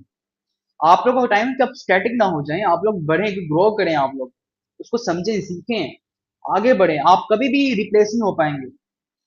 जब आप कहीं ठहर जाएंगे ना, जब ठहर जाएंगे तब आप लोग का यही बात है कि आप लोगों को रिप्लेस कर दिया जाएगा। जब आप लोग बढ़ते जाएंगे, सीखते जाएंगे, आगे बढ़ेंगे, ठीक है, जो आपके पास जो चीज, अच्छा, 1990s में जब ई आए से तो लोगों को नजर आया कि बूम हो रही है, ये अभी बूम नहीं हुई, कंप्यूटेशन पावर बढ़ गई कि अचानक से ई आगे आ गई, नहीं। चैट जीपीटी को बहुत साल लगे थे कि वो आहिस्ता आहिस्ता आए। आप सब कुछ जानते होंगे कि सबसे ज्यादा ये जो मेजर ज्यादा यूज होता था, जो मेजर न्यूज चीज आई थी, इससे हम हर पर्सन को चले थे कि ये भी एग्जिस्ट करती है, और चैट जीपीटी थी। जब वो हमारे पास हर पर्सन को फ्री मिल गई, ठीक है, तो हर पर्सन उसको यूज करने लग गया। लेकिन जो 1990s में जो लोग मास्टर्स कर रहे थे, जो पीएचडी कर रहे थे कंप्यूटर साइंस में, जब उन्होंने उस टाइम पढ़ा, अब उनमें से कुछ पर्सन हैं जिन्होंने उसको क्या कहते हैं, इग्नोर किया, कि हो ही नहीं सकता। ठीक है, एक पर्सन है, मैं किसी को क्रिटिसाइज नहीं कर रहा, मैं फिर भी कह रहा हूँ, क्योंकि एक पर्सन है, फॉर एग्जाम्पल 2 पर्सन जिन्होंने 1990s में पीएचडी की थी कंप्यूटर साइंस में, उनमें से एक पर्सन था जिसने सिर्फ पीएचडी की, कि मैं कोई जॉब ले लूंगा बस, उसे पीएचडी की डिग्री लेनी थी। डिग्री लेने के बाद वो किसी कॉलेज में किसी यूनिवर्सिटी में पढ़ा रहा है बस। तो दोबारा मैं क्रिटिसाइज नहीं कर रहा, मैं बस एक फैक्ट बता रहा हूँ आप लोगों को। एक पर्सन है, 2 पर्सन है जिन्होंने से एक ने पीएचडी की, उसने डिग्री ले ली। डिग्री के बाद उसने क्या किया, उसने किसी जॉब में अप्लाई कर दिया, कहीं वो यूनिवर्सिटी में या फिर किसी कॉलेज में पढ़ा रहा है, और वो आज तक उधर पढ़ा रहा है। मैं जानता हूँ ऐसे लोगों को। और उनके जो साथ के लोग होते हैं, वो उस चीज को, जब वो चीज बढ़ रही थी उस चीज को सीखा, उसमें कंट्रीब्यूट कर, मैं किसी, अगर चीज बढ़ रही है मैं उसको समझता हूँ मैं इसमें कैसे कंट्रीब्यूट कर सकता हूँ। पर्सन, जिस पर्सन ने कंट्रीब्यूट किया वो आज कहाँ पे, जिन्होंने उस टाइम स्टार्टअप्स बनाए, जिन्होंने उस टाइम जब ये आईएसएस आ रही थी, नजर आ रहा था लोगों को कि ई का बूम होगा। ठीक है, जो गूगल जेमिनाई वो एक दो दिन में नहीं बनी। ये नहीं कि चैट जीपीटी जैसी आई, गूगल हम जेमिनाई छोड़ यहाँ पे रिलीज कर दी, नहीं। जब चैट जीपीटी बन रही थी, ट्रेन हो रहा था हमारे पास ट्रांसफॉर्मर, तो उसके साथ साथ जेमिनाई भी हो रहा था। ग्रोक भी तभी बना है, एंट्रोपिक तो बाद में आया है, तो उससे पहले उसको एंट्रोपिक का मुझे ड्यूरेशन नहीं पता। मैं ये कह रहा हूँ कि जब लोगों को पता चला ना कि ये चीज आ सकती है, ये चीज बढ़ रही है, तो सैम आर्टमैन है, उसको कैसे पता कि ये का बूम आएगा तो मैं चैट जीपीटी लॉन्च कर दूं, मैं ओपन एआई में एक कुछ ना कुछ लॉन्च कर दूं, स्टार्टअप बना लूं। उसने क्या किया, उसने सही टाइम पे सही फैसला लिया, सही टीम में, तो सही प्रोजेक्ट था, आज वो बिलीनियर है। मैं ये कह रहा हूँ कि आप लोग, कोई टेक्नोलॉजी आती है, आगे आएगी भी सही, एडवांसमेंट होगी, अपॉर्चुनिटीज बहुत आएंगी। ठीक है, आज से कोई 50 या फिर 60 साल पहले लोग समझ नहीं सकते थे कि हम किसी कंप्यूटर में बैठ के आप लोग इतने पैसे कमा सकते हैं, या फिर आप कोई ऐसा नॉन फिजिकल स्टार्टअप बना सकते हैं। मतलब कि जो चैट जीपीटी या फिर ओपन एआई जो भी उसमें है, वो कोई फिजिकल तो नहीं है ना, वो एक सॉफ्टवेयर है, या फिर जो भी जीपीटी है, ये है, वो फिजिकल तो नहीं है। तो मैं अगर 50 से 60 साल पहले किसी पर्सन को बताऊं कि ऐसी चीज एग्जिस्ट करती है, कि जो उसका फाउंडर है, जो क्रिएटर है, वो इतने अमीर हो चुका है, उसको पूरी दुनिया जानती है, तो क्या पर्सन बिलीव करेगा? नहीं। लेकिन जो पर्सन जो 1990s में जब ये बूम हो रहा था, उस टाइम किसी ने उस टाइम पढ़ा उसके बारे में, उसने कुछ कहा कि अगर ये चीज बढ़ रही है, मैं कैसे कंट्रीब्यूट करूं। उसने उस टाइम कंट्रीब्यूशन की कोशिश की। ठीक है। सही टाइम पे अब वो, जो आप लोग के पास कुछ सही टाइम होता है ना कुछ चीज करने का, आपके अंदर कुछ फीलिंग आती है कि आपने कुछ करना है, लेकिन आपके पास चॉइस होती है, या तो आप कुछ करें या फिर आप लोग उसको इग्नोर कर दें। ठीक है। अगर आपने कहीं कुछ स्टेप लेना है, अगर मुश्किल लग रहा है, आप अगर उसी टाइम स्टेप ले लेंगे, तो आप आगे बढ़ते रहेंगे। नहीं, अगर आप डर के खड़े हो जाएंगे तो आप उधर ही रह जाएंगे। उस टाइम क्या था, उस टाइम ये था कि हमारे पास दो चांसेस थे लोगों के पास। या तो वो आगे कुछ ना कुछ बनाते, कंट्रीब्यूट करते, या फिर वो एक सेफ जॉब लेके बैठ जाते। लोगों ने क्या किया, मेजोरिटी ने क्या किया, उन्होंने पढ़ा, सेफ जॉब ली, और वो जॉब लेके बैठ गए। उन जॉब्स थी, वो आज तक उन जॉब्स पे ही हैं। लेकिन जो रिस्क टेकर्स थे, मैं ये नहीं कह रहा आप सब कुछ छोड़ के, जॉब छोड़ के रिस्क ले, नहीं। जॉब्स बहुत जरूरी हैं। आपने अगर स्टार्टअप बनाना है, तो आपको स्टार्टअप के पीछे कंपनी का सब कुछ सर्कल होता है, कंपनी चलती कैसे आपको पता होना चाहिए। उस पता होने के लिए आपको कहीं ना कहीं जॉब करनी जरूरी है। फॉर एग्जाम्पल, एक पर्सन ने स्टार्टअप बनाना है, या फिर किसी पर्सन की कंपनी लॉन्च करनी है, उसके पास वो एक्सपीरियंस ही नहीं है, तो उसकी कंपनी है तो स्टार्टअप फ्लॉप ही होगा। इस पर्सन के पास एक्सपीरियंस है, जिसने पहले सब कुछ कर चुका है, जिसने उस चीज पर स्टडी किया, उस फील्ड के अंदर रह चुका है, उसने एक्सपीरियंस दिया, उसने टाइम स्पेंड किया अपना। जब वो पर्सन कोई ना कोई अपना स्टार्टअप बनाएगा कंपनी में, तो पता है कि उसका एक एनवायरनमेंट कैसे होता है, जो हिरारिकी होती है, कि सीईओ, उसके पीछे मैनेजर, जो भी सब कुछ होता है, एम्प्लॉयज होते हैं, उनको मैनेज कैसे करना है, सब कुछ वो सीखेगा कहाँ पे, वो ऐसे ही सीखेगा। आपको मैं ये इस चीज का बहुत खिलाफ हूँ अगर कोई कहता है कि जॉब्स लेना गलत है। जॉब्स लेना बहुत जरूरी है। चाहे आप आगे स्टार्टअप बनाते हैं, साथ में आपको जॉब लेनी जरूरी है। तो अगर आप जॉब ही नहीं लेंगे, आप अपना नेटवर्क ही नहीं बनाएंगे किसी के साथ, तो आपको पता कैसे चलेगा काम हो कैसे रहा है। फॉर एग्जाम्पल, एक पर्सन किसी कंपनी में जाता है, वो स्टार्टअप है जो ए पे वर्क कर रहा है, वो ए का प्रोडक्ट है, प्रोडक्ट बेस्ड कंपनी है, तो वो उसमें सीखता है लोग काम कैसे कर रहे हैं, सारा जो सीईओ है वो कैसे काम कर रहा है, वो टास्क कैसे दे रहे हैं लोगों को, आगे आगे काम वो कहाँ से लेते हैं, काम कैसे यूज करते हैं, उसके बाद ड्यूरेशन कैसे होती है, वो एम्प्लॉय से बात कैसे करते हैं, एम्प्लॉय के बाद जो पीआर रिपोर्ट जो होती है वो कैसे देते हैं, तो सारा कुछ सीखेगा वहां पे। ठीक है। अगर आप लोगों ने कि आगे स्टार्टअप्स बनाने हैं, आगे आप लोगों ने आगे ग्रो करना है, तो जरूरी है कि आप लोग कोई ना कोई जॉब लें। जॉब से क्या होगा, एक आपके पास सिक्योरिटी आएगी फाइनेंशियली, दूसरे आपके पास एक्सपीरियंस आएगा। ठीक है। तो यही होते है कि आप जब कोई या फिर आप कोई फील्ड या फिर कोई आती है टेक्नोलॉजी, उसमें कंट्रीब्यूट की कोशिश करें, चाहे थोड़ा कंट्रीब्यूट करें, लेकिन करते रहें। ये नहीं आपने एक बार कंट्रीब्यूट करते आप थक गए, आप कंट्रीब्यूट करते रहें, थोड़ा थोड़ा थोड़ा थोड़ा। आपकी लिंक्डइन प्रोफाइल है, या जो भी आपके प्रोफाइल्स हैं, आप उन लोगों से अप्रोच करें जो उस अप्रोच के पाइनियर्स हैं। ठीक है। जो ये नहीं कहा कि आप छोटे लोगों से बात करते रहें, आप उनसे अप्रोच करें, उनसे कनेक्ट करें, उनसे बात करें, जो पाइनियर हो उस फील्ड के। रूड होंगे, उनमें से बहुत सारे लोग होते हैं रूड होते हैं, मेरा पर्सनल एक्सपीरियंस है, लेकिन वो आपको कुछ कुछ सिखाते हैं। मेरी एक बात ये है, मैंने इसको एक्सपीरियंस भी किया है जिंदगी में। आपके पास पर्सन आते हैं जिंदगी में, बहुत से लोग आते हैं अपनी जिंदगी में आते हैं, हर पर्सन कुछ ना कुछ सिखाने के लिए आता है। आपसे चाहे एक्सपीरियंस छोटा हो, आपसे एक्सपीरियंस ज्यादा हो, चाहे आपसे एज में छोटा हो, आपसे एज में ज्यादा हो, हर पर्सन का आपकी जिंदगी में कोई ना कोई रोल है। ठीक है। उस रोल से आपको कोई ना कुछ सीख, चाहे वो आपको कोई भी कुछ इफेक्ट आ रहा है, चाहे वो अच्छा या बुरा है, वो डिपेंड नहीं करता। तो हर जो जिंदगी में आपको पर्सन आएगा, वो कुछ ना कुछ आपको सिखा के जाएगा। ठीक है। ये मैं कह रहा हूँ कि आपके पास अपॉर्चुनिटीज आ जाएंगी। अब हम जो कल का सेशन आपको डिटेल्स बताऊंगा कि आप लोगों ने क्या कर सकते हैं, आप लोग अपने प्रोजेक्ट कैसे बना सकते हैं, आप अपनी प्रोफाइल कैसे बना सकते हैं, आप कैसे लोगों से कॉन्टेक्ट कर सकते हैं। ठीक है। जैसे वो आजकल जो बड़ा हुआ है, मुझे नाम भूल गया उसका, चलो बाद में बताऊंगा, कल बताऊंगा उसका। तो जो कर्सर, जो पाकिस्तानी जो कर्सर, जिसने ये को फाउंडर था कर्सर का, मुझे पर्सन का नाम भूल गया इस टाइम। तो बात ये थी, लोग अभी भी कह रहे हैं कि पाकिस्तान की उसमें विक्ट्री है। मैं किसी को क्रिटिसाइज नहीं कर रहा। वो पर्सन कहाँ से पढ़ा हुआ? एमआईटी से, दुनिया की बेस्ट यूनिवर्सिटी से। ठीक है, पाकिस्तान से गया, उसने एमआईटी में पढ़ा, उसने स्टार्टअप बनाया। वो कर्सर, ये जो स्टार्टअप है, उसको इतना लोगों ने 2-3 दिनों से इतना शोर मचाया हुआ है सोशल मीडिया पे कि ये पाकिस्तान की विक्ट्री दी है। भाई जब वो पाकिस्तान में था तब तो वो नहीं बना पाया ना। अब पाकिस्तान, आप सब पाकिस्तानी है यहाँ पे। आप लोगों को पता है कि कौन सी अपॉर्चुनिटीज यहाँ पे दी जा रही है, अवेयरनेस कौन सी है। जो पर्सन कुछ चीज सीखता भी है वो अपने दम पे सीखता है, खुद अपने बलबूते भी सीखता है। जो एजुकेशन सिस्टम यहाँ पे है, वो वही सिस्टम है, रटा सिस्टम जो भी है, या फिर कुछ सिफारिश का जो भी है। मैं सिस्टम करप्ट नहीं कह सकता यहाँ पे, लेकिन इश्यूज है ना। तो अगर आप किसी की सक्सेस को किसी कंट्री पे उसको मार्क कर दो, तो क्या वो कंट्री उससे होगा? पाकिस्तान में कितने लोग अनसक्सेसफुल हैं, तो क्या हर अनसक्सेसफुल पर्सन के पीछे पाकिस्तान को हम टैग लगा दें? कंप्यूटर की फील्ड में मुझे किसी से कोई पर्सनल इशू नहीं है, ना मैं किसी को क्रिटिसाइज कर रहा हूँ। मैं सिर्फ एक या जनरल बात यहाँ पे कर रहा हूँ कि पाकिस्तान में जो जिस पर्सन ने पढ़ा हुआ है, ठीक है, वो पर्सन फॉर एग्जाम्पल सक्सेसफुल नहीं होता, तो क्या उस अनसक्सेसफुल के पीछे पाकिस्तान पे टैग लगेगा? क्या वो पूरी कौम के लिए शर्मिंदगी का बाइस होगा?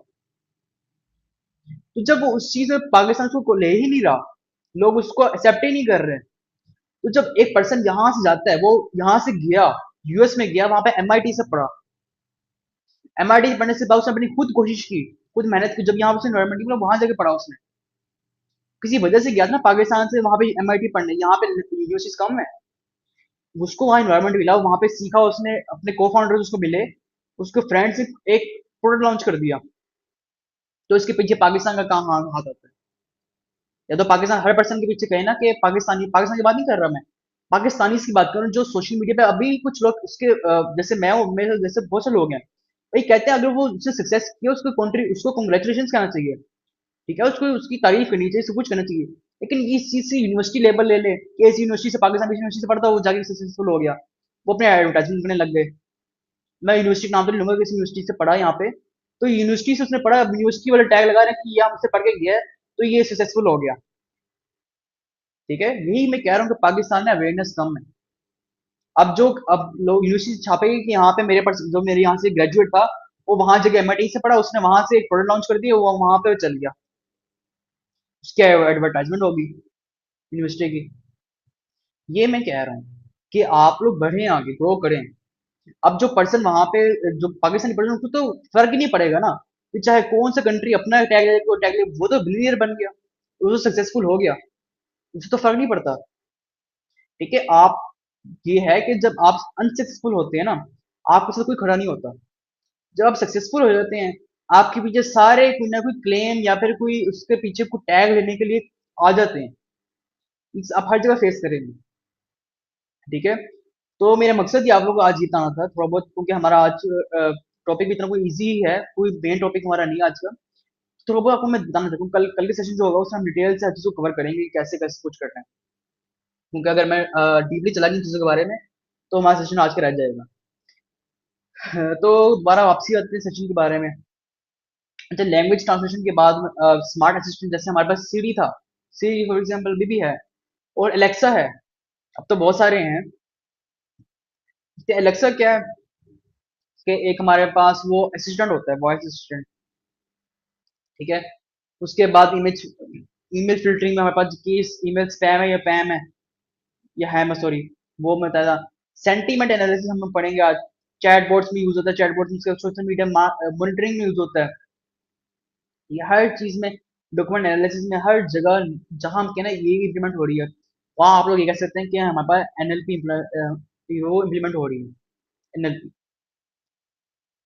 अब उसकी एप्लीकेशन कहाँ है? जैसे मैंने कहा ना, गूगल ट्रांसलेट में हमारे पास एनएलपी की, हमारे पास यहाँ पे उसकी एप्लीकेशन है।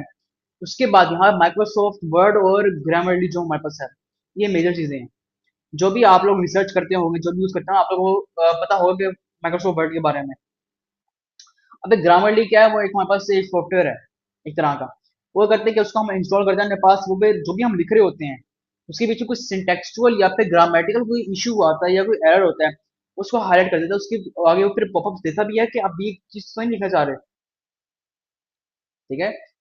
और जब माइक्रोसॉफ्ट वर्ड में आप कुछ लिख रहे हो, अगर स्पेलिंग गलत हो जाए, तो उसके नीचे एक रेड कलर की अंडरलाइन आती है, या फिर जो टेक्स्ट होता है वो कुछ कलर चेंज हो जाता है, या फिर उसके नीचे अंडरलाइन आती है कि टेक्स्ट का या तो कॉन्सेप्ट यहाँ पे गलत आ रहा है, सेंटेंस की स्ट्रक्चर गलत है, या फिर जो वर्ड है उसकी स्पेलिंग गलत है, ग्रामेटिकल कोई इशू है। तो ये इसके पीछे क्या एनएलपी यूज हो रही है। ग्रामरली तो बहुत ज्यादा कॉमन हुआ, हर कोई यूज करता है उसको। उसके बाद वॉइस रिस्पॉन्स, जैसे कि हम किसी जो कॉल सेंटर्स पे, अब आपको पता होगा, अब तो बोर्ड्स होते हैं।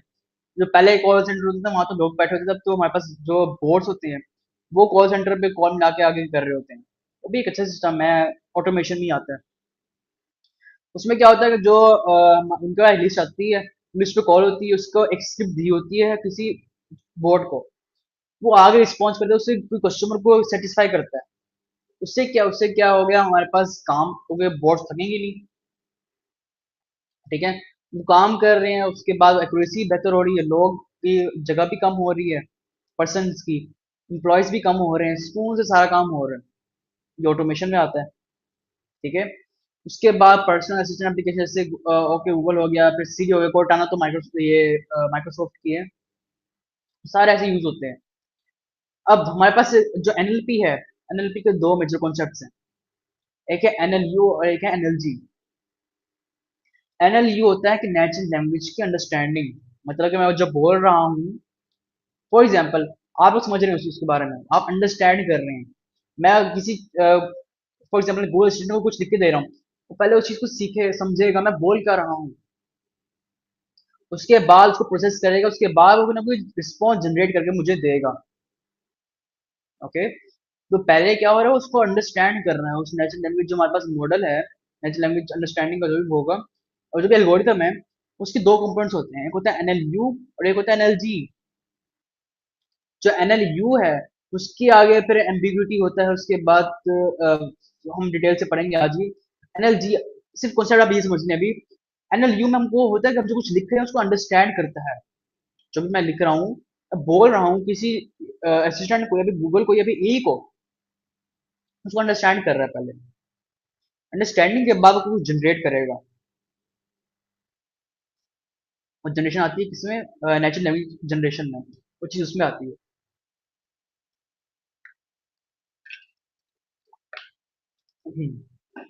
तो आगे चलते हैं कि जिसमें मैंने कहा ना कि दो कंपोनेंट्स होते हैं किसके, एनएलपी के। एक होती है एनएलयू और एक होता है एनएलजी। अब एनएलयू में जो मशीन होती है वो अंडरस्टैंड करती है और एनालाइज करती है किसको, ह्यूमन लैंग्वेज को। कैसे, कि वो मेटा डाटा हम उसमें से निकाल के, मेटा डाटा निकाल के जो हमारे पास हर वर्ड होगा उसको यूज, उसको समझेगा। ठीक है। कॉन्सेप्ट सारा यही है कि जो भी कुछ लिखेंगे उसको समझेगा, उसको एनालाइज करेगा, ह्यूमन लैंग्वेज को जो भी हम लिख रहे होंगे, उसको हम कहते हैं एनएलयू। और एनएलजी में यहाँ पे हमारे पास एक ट्रांसलेटर की तरह से होता है कि कुछ जनरेट कर कुछ लिखता है। ठीक है। ये होता है जनरेशन में कि उसके रिस्पॉन्स के, वो रिस्पॉन्स देते हैं, जो भी हम उसको देते हैं, वो वर्क देते हैं, वो उसके रिलेटेड रिस्पॉन्स करेगा। वो आता है एनएलजी के अंदर। ऑब्जेक्टिव्स क्या होता है एनएलपी के, वो ह्यूमन लैंग्वेज को रीड कर सके, एक मैनर जो वैल्यू, एक अच्छे मैनर में रीड कर सके।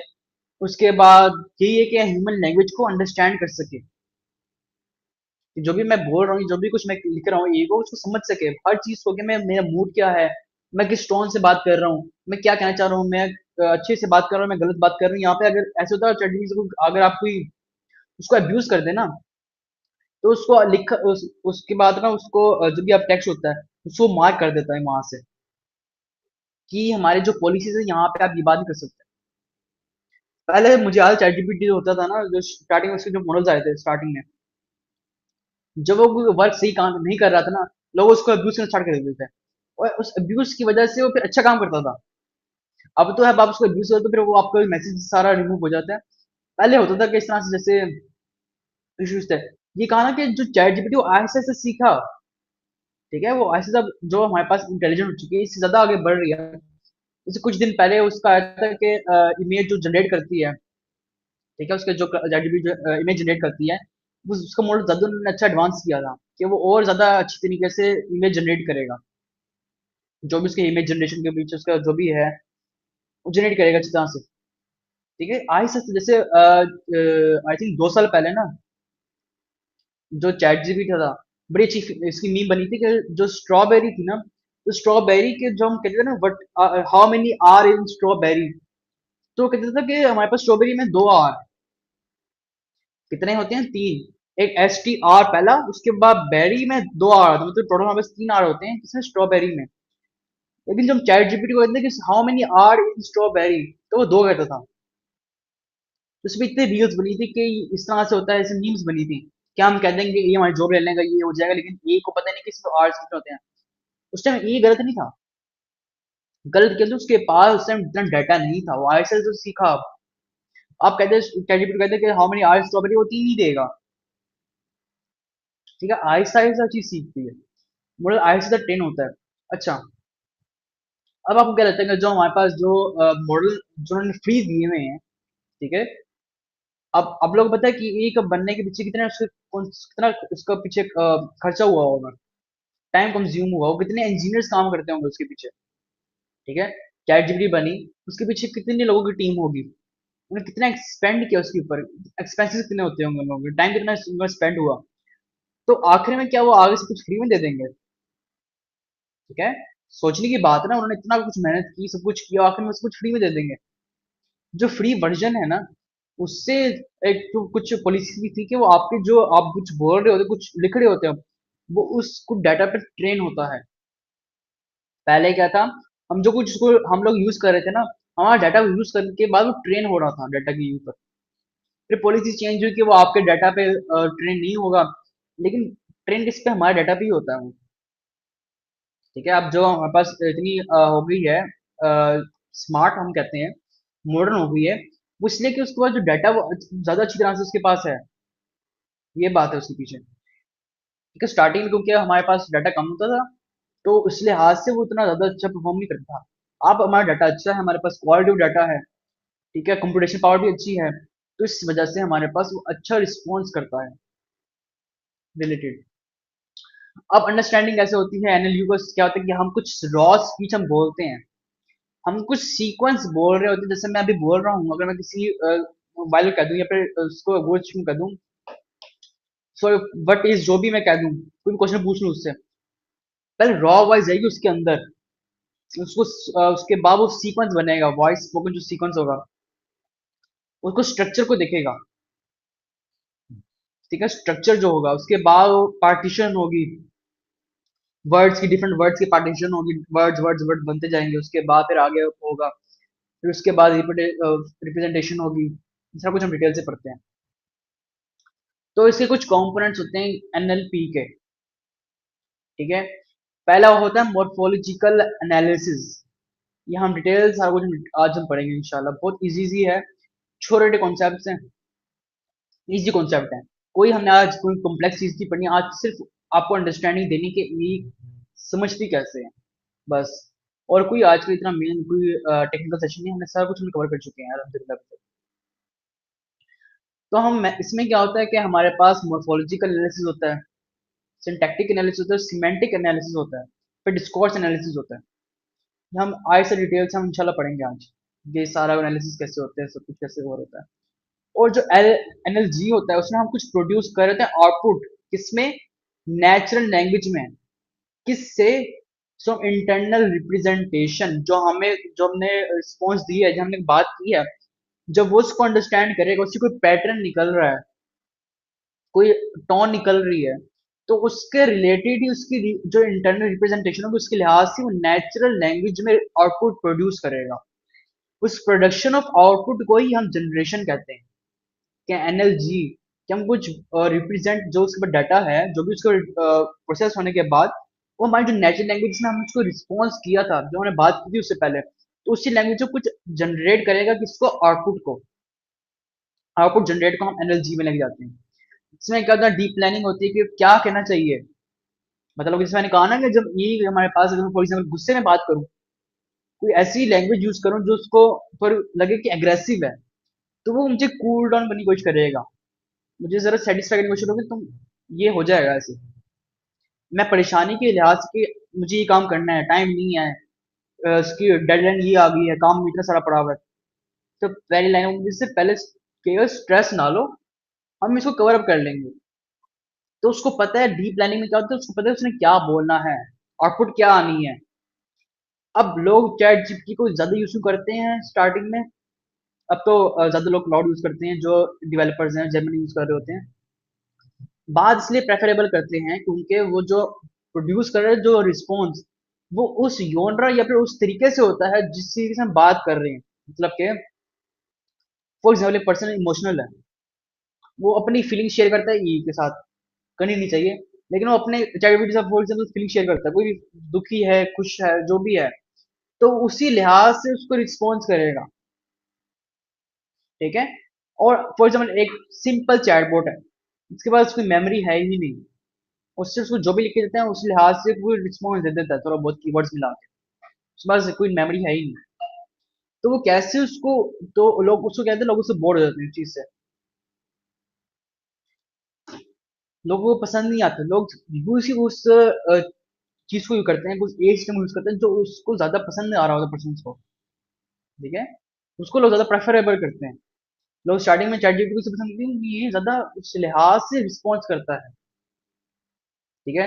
वो अलग बात है, लोग उसके बाद लोगों ने उसको एज ए थेरेपिस्ट यूज इशू कर दिया था, फिर लोगों के पास इश्यूज भी हुए थे। तो ये है कि इस पे इतना रिलाय नहीं कर दें कि आप उसको एज अपना थेरेपिस्ट यूज करने लग जाएं कि मुझे दिमागी इशू है, मैं ये डिप्रेशन में जा रहा हूँ, ये बातें ना करें। सिर्फ वर्क रिलेटेड ही काम करें उससे। उसके लिए हमारे पास साइकेट्रिस्ट होते हैं, साइकोलॉजिस्ट जो भी होते हैं। तो उसके एडवांटेजेस क्या होते हैं एनएलपी के, कि हम इजीली कोई ना कोई पैटर्न या ट्रेंड निकाल लेते हैं, जो हम बोल रहे होते हैं उससे इजीली कोई पैटर्न निकाल लेते हैं। किससे कि हम जो फॉर्म ऑफ वर्क यूज कर रहे हैं उसकी डिग्री क्या है, आप लोग बताओगे जो फॉर्म ऑफ यूज कर रहे हैं उसकी सिंपल डिग्री होती है, फिर कंपैरेटिव होती है, फिर सुपरलेटिव डिग्री होती है। जैसे गुड, बेस्ट, या फिर हाँ ऐसे ही होता है। उसके बाद गुड बेटर बेस्ट जो भी होती है हमारे पास डिग्रीज होती हैं। उस डिग्रीज की रिलेटेड अगर मैं कहूँ कि आई एम वेरी हैप्पी, तो समझेगा मैं बहुत खुश हूँ। अब okay how are you, I am fine, तो कहेगा बस सही है। अगर मैं कहूँ आई एम वेरी हैप्पी, तो तो उससे एक पैटर्न कहेगा बहुत खुश हूँ मैं इस टाइम। तो उसी तरह से मुझे और इंस्पायर करेगा और मोटिवेट करेगा और मुझे कहेगा कि तुम ये भी कर सकते हो वगैरह वगैरह जो भी है, कि वो एक पैटर्न निकाल के रिस्पॉन्स करे, और इसी वजह से लोग उसको पसंद करते हैं। लोग क्या चाहते हैं, लोगों के पास के एक सिस्टम हो जो उनकी इमोशनल कंपेनियन की तरह से भी काम करे, कि अगर कोई पर्सन कोई काम करे थक गया है तो उसको मोटिवेट करे कि तुम सही काम कर रहे हो, तुम अच्छा काम कर रहे हो, तुम्हें और काम करना चाहिए, या तुम थक गए हो तो तुम रेस्ट कर लो फिर काम कर लेना, मतलब कि एक एक कंपेनियन। लोग उसको प्रेफरेबल करते हैं, प्रेफरेबल उनके लिए ये होता है।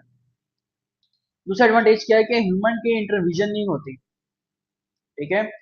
कि ह्यूमन इंटरविजन नहीं होती मतलब कि यहाँ पर खुद ही सारा अंडरस्टैंडिंग हो रही होती है, उसे एल्गोरिथम इतना अच्छा से कवर कर रहा होता है, पाइपलाइन इतनी अच्छी वर्क कर रही होती है, फिर कंटिन्यूअस इंप्रूवमेंट कि वो सीखता भी साथ साथ ही है। मतलब कि जो रिस्पॉन्स जनरेट कर रहा है उसके बाद जो यूजर का उससे रिस्पॉन्स आ रहा है, तो उससे रिलेटेड समझता है कि ये रिस्पॉन्स करना चाहिए कि नहीं करना चाहिए। इसके पीछे एमएल के हमारे पास एल्गोरिथम्स लगते हैं। ठीक है। एनएल के पीछे भी हमारे पास एमएल के एल्गोरिथम लग रहे होते हैं, डीप लर्निंग एल्गोरिथम हमारे पास लग रहे होते हैं एनएलपी के पीछे भी। उसके बाद handling multi dimensional variety of data भी हमारे पास ये हो रहा होता है। वाइड एप्लीकेशन, हमने एप्लीकेशन देखी थी यहाँ पे, जो यहाँ पे एप्लीकेशन देखी थी आई थिंक ये वाली, वो यहाँ पे से एप्लीकेशन हमारे पास बहुत सारी होती हैं इसकी। डिसएडवांटेजेस क्या है, हाई एरर्स, क्योंकि पता है क्या, स्टार्टिंग में एरर आपके पास आ सकते हैं, जैसे मैंने कहा ना कंटिन्यूअस इम्प्रूव होता रहेगा। स्टार्टिंग में तो इश्यूज आएंगे, मतलब कि हमारे पास भी अगर आप ट्रांसलेटर बनाते हैं तो हो सकता है प्रोबेबिलिटी ज्यादा है कि वो स्टार्टिंग में हमारे पास उसके एक्यूरेसी अच्छी ना आए। फॉर एग्जाम्पल हम मॉडल ट्रेन करते हैं, ट्रेनिंग के बाद स्टार्टिंग में अगर हम कुछ टेस्ट करें तो शायद उसकी पहले एक्यूरेसी अच्छी ना आए, प्रोबेबिलिटी ज्यादा है उसकी। लेकिन हम उसके बाद उसको फाइन ट्यूनिंग करते रहे, उसको इम्प्रूव करते रहे, उसको इनहेंस करते रहे, करते करते जो एक्यूरेसी कम होने की प्रोबेबिलिटी कम हो जाएगी, कि प्रोबेबिलिटी किस चीज ज्यादा होगी, कि एक्यूरेट ज्यादा हो जाएगा, उस चीज की प्रोबेबिलिटी ज्यादा हो जाएगी। सो हम कंटिन्यू करते हैं जहाँ से हमारा हम छोड़ा था। ओके सो हम लोग यहाँ पे थे कि हमारे एडवांटेजेस क्या होते हैं इसके, जो भी हम लोग एनएलपी करते हैं। तो हम फर्दर हो जाते हैं क्या इसके एडवांटेजेस में कहाँ पे होते हैं, कि हम लोगों ने कहा कि हमने उसको भी वर्क परफॉर्म करना होता है, तो भी टास्क होता है। तो हमारी जो नेचुरल लैंग्वेज है उसको हम प्रोसेस कैसे करते हैं, हमारा मशीन जो भी यही होता है उसको आगे फिर वर्क कैसे करेगा उसके रिलेटेड ही, ठीक है, वो एनएलपी है। अब इसका एडवांटेज इसका है कि शायद वो उस कॉन्टेक्स्ट के रिलेटेड वर्क ना कर सके, क्योंकि अभी स्टार्टिंग है ना। तो एनएलपी ऐसे तो मैंने कहा था वो कंटिन्यूअसली इम्प्रूव होती है। तो इसकी जो इम्प्रूवमेंट है वो कंटिन्यूअस है, वो आहिस्ता आहिस्ता इम्प्रूव होती है, ठीक है। दूसरा ये अनप्रिडिक्टेबल है स्टार्टिंग में, बाद में इसकी एक्यूरेसी बेहतर हो सकती है।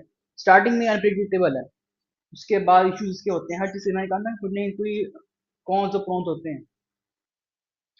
अब एम्बिग्युइटी क्या होती है, फॉर एग्जाम्पल हम लोग जो नेचुरल लैंग्वेज में कोई बात कर रहे थे किसी से, हम लोग कहीं ना कहीं कोई कंफ्यूजन वाली बात में हम समझ जाते हैं दूसरे की, ठीक है। मतलब ये है कि जो हमारे पास जो कंप्यूटर है उसको समझने के लिए बिल्कुल एक्यूरेट चीज चाहिए होती है। हम टाइपिंग में कोई इशू कर दें तो टाइपिंग में हमारे को एरर आ जाए, तो हम गलत सिंटेक्स हम गलत सेंटेंस हम कुछ गलत लिख दें, उसमें ग्रामेटिकल इशू हो सेंटेंस में, तो वो भी उसको समझ लेता है, उसके रिलेटेड भी वर्क परफॉर्म करता है। ओके, सो हमारा नेचुरल लैंग्वेज को भी होता है, वो भी उससे रिलेटेड ही वर्क परफॉर्म करता है। इसको हम कहते हैं एम्बिग्युइटी, क्योंकि जो डिफरेंस होता है तो उसके पीछे आप एनालिसिस होते हैं डिफरेंस के, एम्बिग्युइटी के। हम आगे पढ़ते हैं कि क्या क्या होते हैं। तो हमारे पास एम्बिग्युइटी कुछ टाइप्स होती हैं उसकी, लेक्सिकल होती है, उसके बाद सिंटैक्टिक होती है, फिर सिमेंटिक होती है, फिर उसके बाद प्रैग्मेटिक होती है। ये हम डिटेल्स में पढ़ते हैं आगे। यहाँ पास कुछ टाइप्स हैं नेचुरल लैंग्वेज की, इसकी एम्बिग्युइटी की।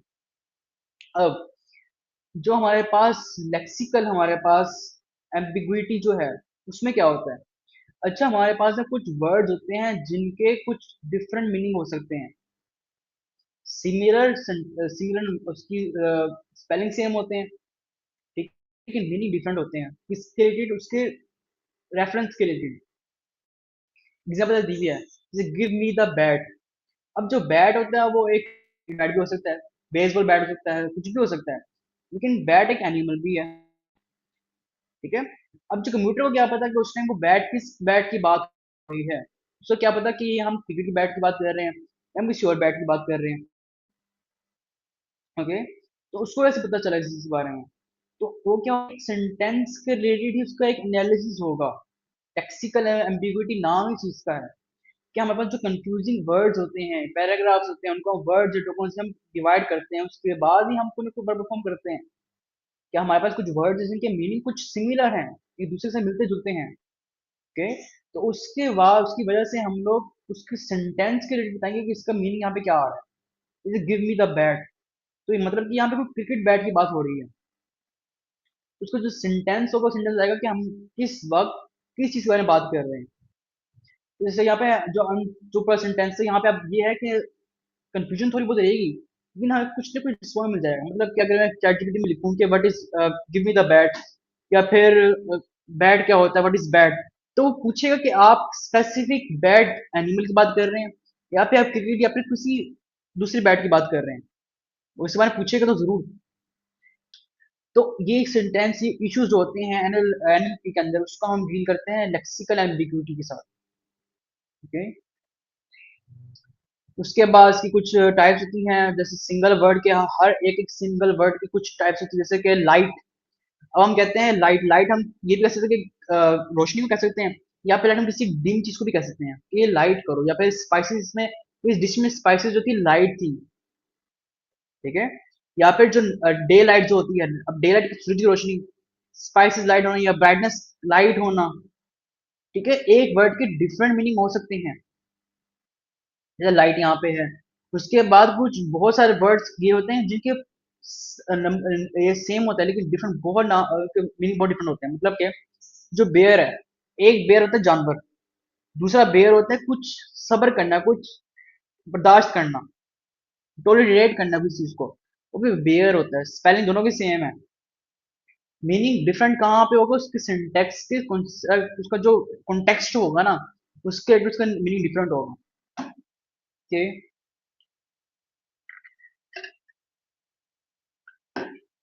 जैसे पोल और पोल डिफरेंट होता है, स्पेलिंग सेम है, उनका मीनिंग डिफरेंट होंगे दूसरे के साथ। अब सिंटैक्टिक एम्बिग्विटी या फिर स्ट्रक्चरल एम्बिग्विटी क्या होती है? अब आप लोग बस ये समझ रहे हैं, जो सिंटैक्स एरर होता है ना, सिंटैक्स का एरर, उसको हम कहते हैं सिंटैक्टिक एम्बिग्विटी। मतलब कि जो ग्रामेटिकल जो स्ट्रक्चर में इश्यूज होंगे ना, ग्रामेटिकल स्ट्रक्चर में इश्यूज, वो यहाँ पे डील होंगे।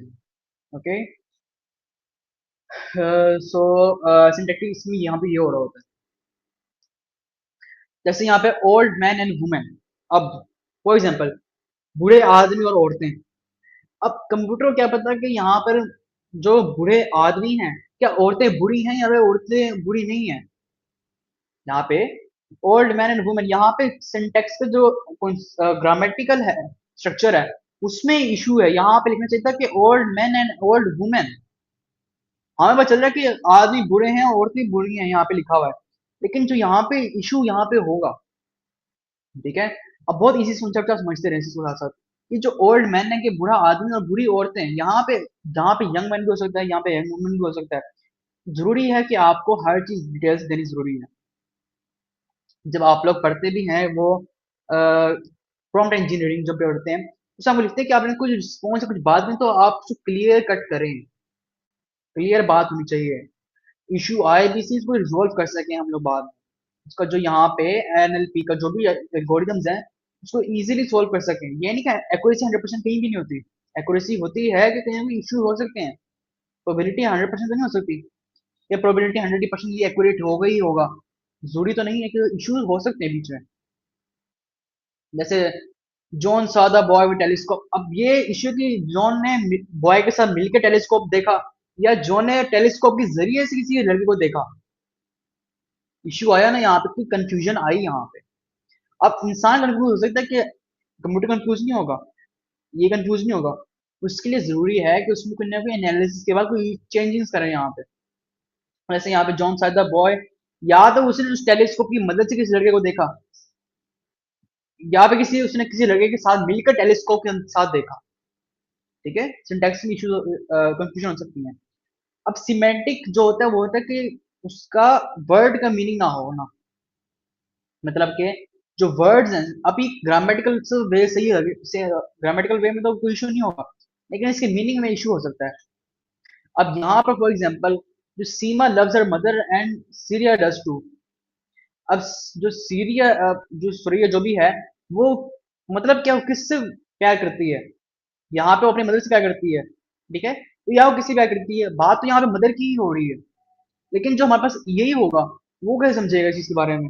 यहाँ पे ऑब्जेक्ट यहाँ पे है ना, यहाँ पे कि ये सब्जेक्ट है, यहाँ पे वर्ब है, यहाँ पे उसका जो भी है पार्ट स्पीच का, यहाँ पे उसका ऑब्जेक्ट है यहाँ पे।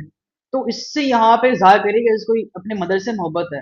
और उसके बाद यहाँ पे कंजक्शन आया, उसके बाद सीरिया जो भी है वो भी करती है। अब करती किसके साथ? यहाँ पे टू होगा, मदर के साथ जाके मिलेगा।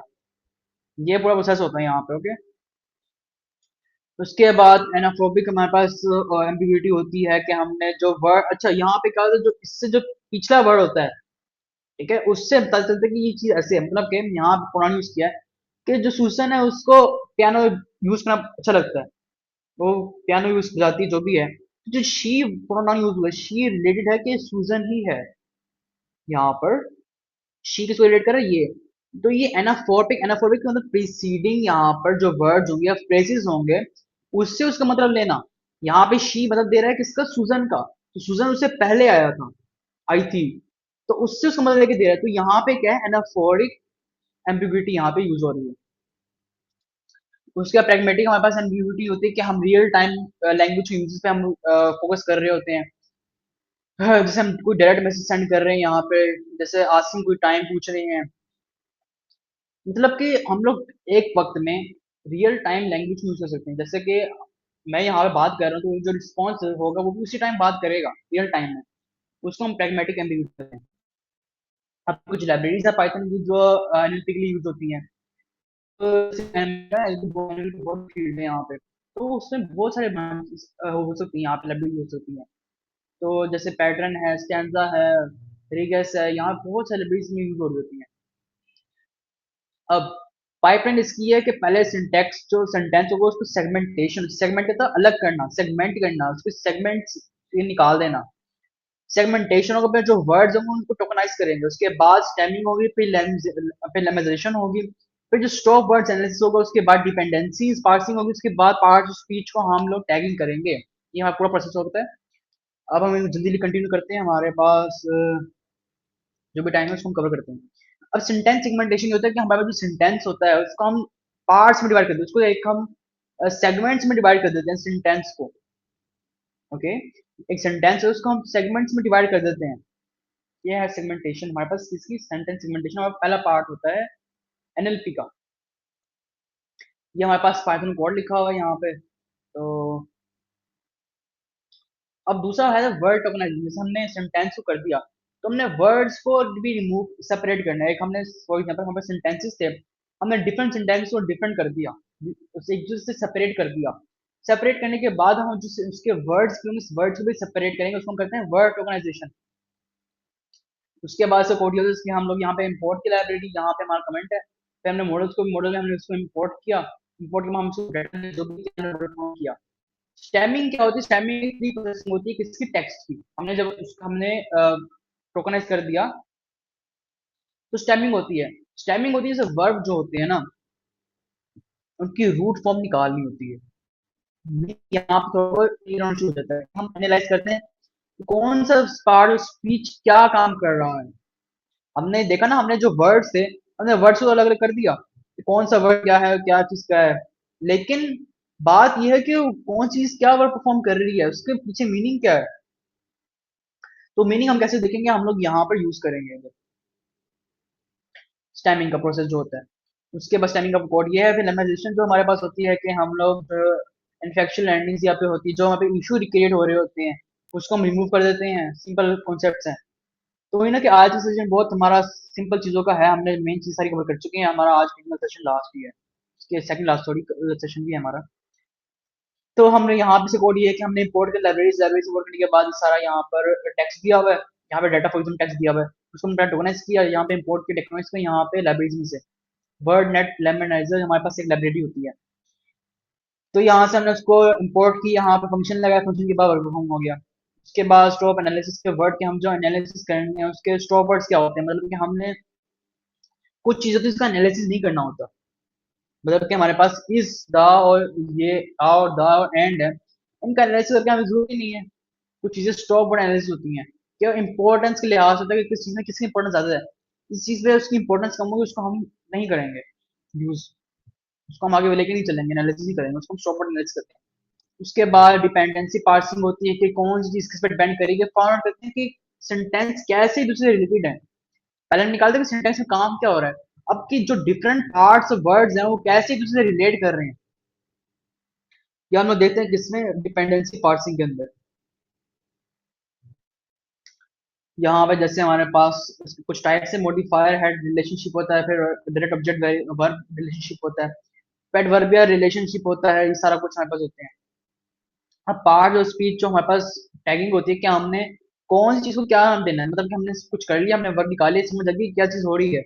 उसके बाद हम लोग जो पता चल जाएगा कि जो वर्ड्स थे हमने पहले हमने इसको टोकनाइज किया, उसके बाद लेमनाइज किया, उसके बाद हम लोगों ने उसमें से जो भी कुछ निकाला कि मीनिंग क्या क्या निकल रहा है, उसके बाद हम दोबारा उसमें पार्ट ऑफ स्पीच टैगिंग करेंगे कि ये चीज नाउन होगी, ये चीज प्रोनाउन होगी, ये चीज वर्ब होगी। ये हमारे पास आती है पीओएस टैगिंग करने। ये सब कोड है कि कैसे इंप्लीमेंट होता है, इसकी कोड और सारा कुछ फंक्शन लगे हुए हैं, आउटपुट क्या है वगैरह वगैरह कोड हमारे पास है। और नेम आइडेंटिटी रिकॉग्निशन होता है कि हमारे पास किसी चीज का नेम, किसी पर्सन का नेम क्या होगा। जैसे मैंने कहा है कि पहले सुजन थी, सुजन ने ये काम कर रही थी, उसके आगे लिखा था शी। शी मतलब कि वो सुजन ही थी। ठीक है, नाम किसी ऑर्गेनाइजेशन का नाम या वगैरह, जैसे स्टीव जॉब्स था, उसने आईफोन रिड्यूस करवाया, ठीक है, सारा कुछ कैलिफोर्निया में। अब लेक्सिकन हमारे पास जो बेस है, हमारे पास मेथड से कुछ रूल्स हैं, कुछ टाइप्स हैं नेम आइडेंटिटी रिकॉग्निशन के। पहले एनईआर है, एनईआर में हम लोग डिक्शनरी जो वर्ड्स थी उसको रिलेटेड टर्म्स यूज कर रहे होते हैं। फिर रूल बेस हमारे पास होती है मेथड, उसको यूज कर रहे होते हैं। मैं मल्टी हम सा कुछ डिटेल से इसकी जरूरत भी नहीं है, सिंपल सिंपल चीजें हैं, ये आप खुद देख सकते हैं यूज कर रहे हैं, क्या यूज कर रहे होते हैं। से हमने क्या कि कोड से इम्प्लीमेंट किया हम लोगों ने, कैसे हमने इंपोर्ट की लाइब्रेरीज रबी से इंपोर्ट करके हमने कुछ फंक्शन लगाए, डाटा जो था फंक्शन के बाद हमारे पास आउटपुट आ जाएगा, यहाँ पे आउटपुट आ जाएगा। अब चेकिंग क्या होता है? चेकिंग हमने क्या कर लिया अभी तक, हमने सारा कुछ उसका एक सेंटेंस के वर्ड्स निकाल निकाल के हमने बता दिया कि ये चीज का मतलब ये है। हमने दोबारा हम लोगों ने उसको पार्ट स्पीच में टैग कर दिया कि ये चीज नाउन है, ये चीज प्रोनाउन है। अब हम उसके लिहाज से एक सीक्वेंस के लिहाज से दोबारा सेंटेंस बनाएंगे, मतलब कि मैं जब किसी कोई चीज लिख के दे रहा हूँ चैट जीपीटी को, किसी को भी, वो सेंटेंस को पहले टोकन बॉक्स में निकालेगा, वर्ड्स निकालेगा, वर्ड्स के बाद वर्ड्स के दोबारा लेमिनाइज होंगे, उसके बाद सारा उसका अंडरस्टैंडिंग होगी, मीनिंग क्या है उसका, कौन चीज का इंपॉर्टेंस और रिलेशन क्या है किसी से किसके साथ, इस वर्ड का रिलेशन क्या है कि क्या चीज क्या परफॉर्म हो रही है, उसके बाद दोबारा वो कोई एक प्रॉपर बनेगा, उसको हम कहते हैं चेकिंग, कि यहाँ पे एक proper piece of information group हो जाएगी डिफरेंट पीसेस के। ओके, तो उसको हम चेकिंग करते हैं यहाँ पे उसका कोड है कि हम यहाँ से इंपोर्ट करते हैं, इंपोर्ट करने के बाद हम लोग उसके फंक्शन लगाते हैं, फंक्शन के बाद हमारे पास आउटपुट आ जाती है यहाँ पे प्रोसेस होता है। अब यहाँ पे जो एनएलपी के हमारे पास कुछ जो है ना स्टेप्स होते हैं, मॉर्फोलॉजिकल और लेक्सिकल एनालिसिस, पहले हम डीबीटी पढ़ रहे थे, अब हम एनालिसिस पढ़ेंगे थोड़ा बहुत, तो बस थोड़ा सा कॉन्सेप्ट हम पढ़ के खत्म कर देंगे। अब मॉर्फोलॉजिकल एनालिसिस में क्या होता है कि हमारे पास मॉर्फोलॉजिकल मतलब कि जो एक सिंगल वर्ड, स्मॉलेस्ट वर्ड से कोई मीनिंग हो, इसको हम मॉर्फोलॉजी या मॉर्फ कहते हैं हम उसको, कि एक मॉर्फीज में से कि जो सबसे हमारे पास सेंटेंस है उसमें सबसे छोटा वर्ड क्या है जिसका कोई मीनिंग हो, उसको हम लोग यहाँ पे यूज करते हैं एनालिसिस के अंदर। ठीक है, पैराग्राफ्स को निकाल निकाल के छोटे वर्ड मीनिंग, मतलब कि हम लोग निकाल रहे हैं मीनिंग क्या आ रहा है इसके अंदर। उसके बाद यहाँ पे अंडरस्टैंडिंग इसका इंपॉर्टेंस क्या होती है कि हम किसी भी वर्ड की अंडरस्टैंडिंग कर सकते हैं, उसके बाद हम किसी वर्ड के फॉर्म को प्रिडिक्ट कर सकते हैं, हम किसी चीज की एक्यूरेसी बढ़ा सकते हैं।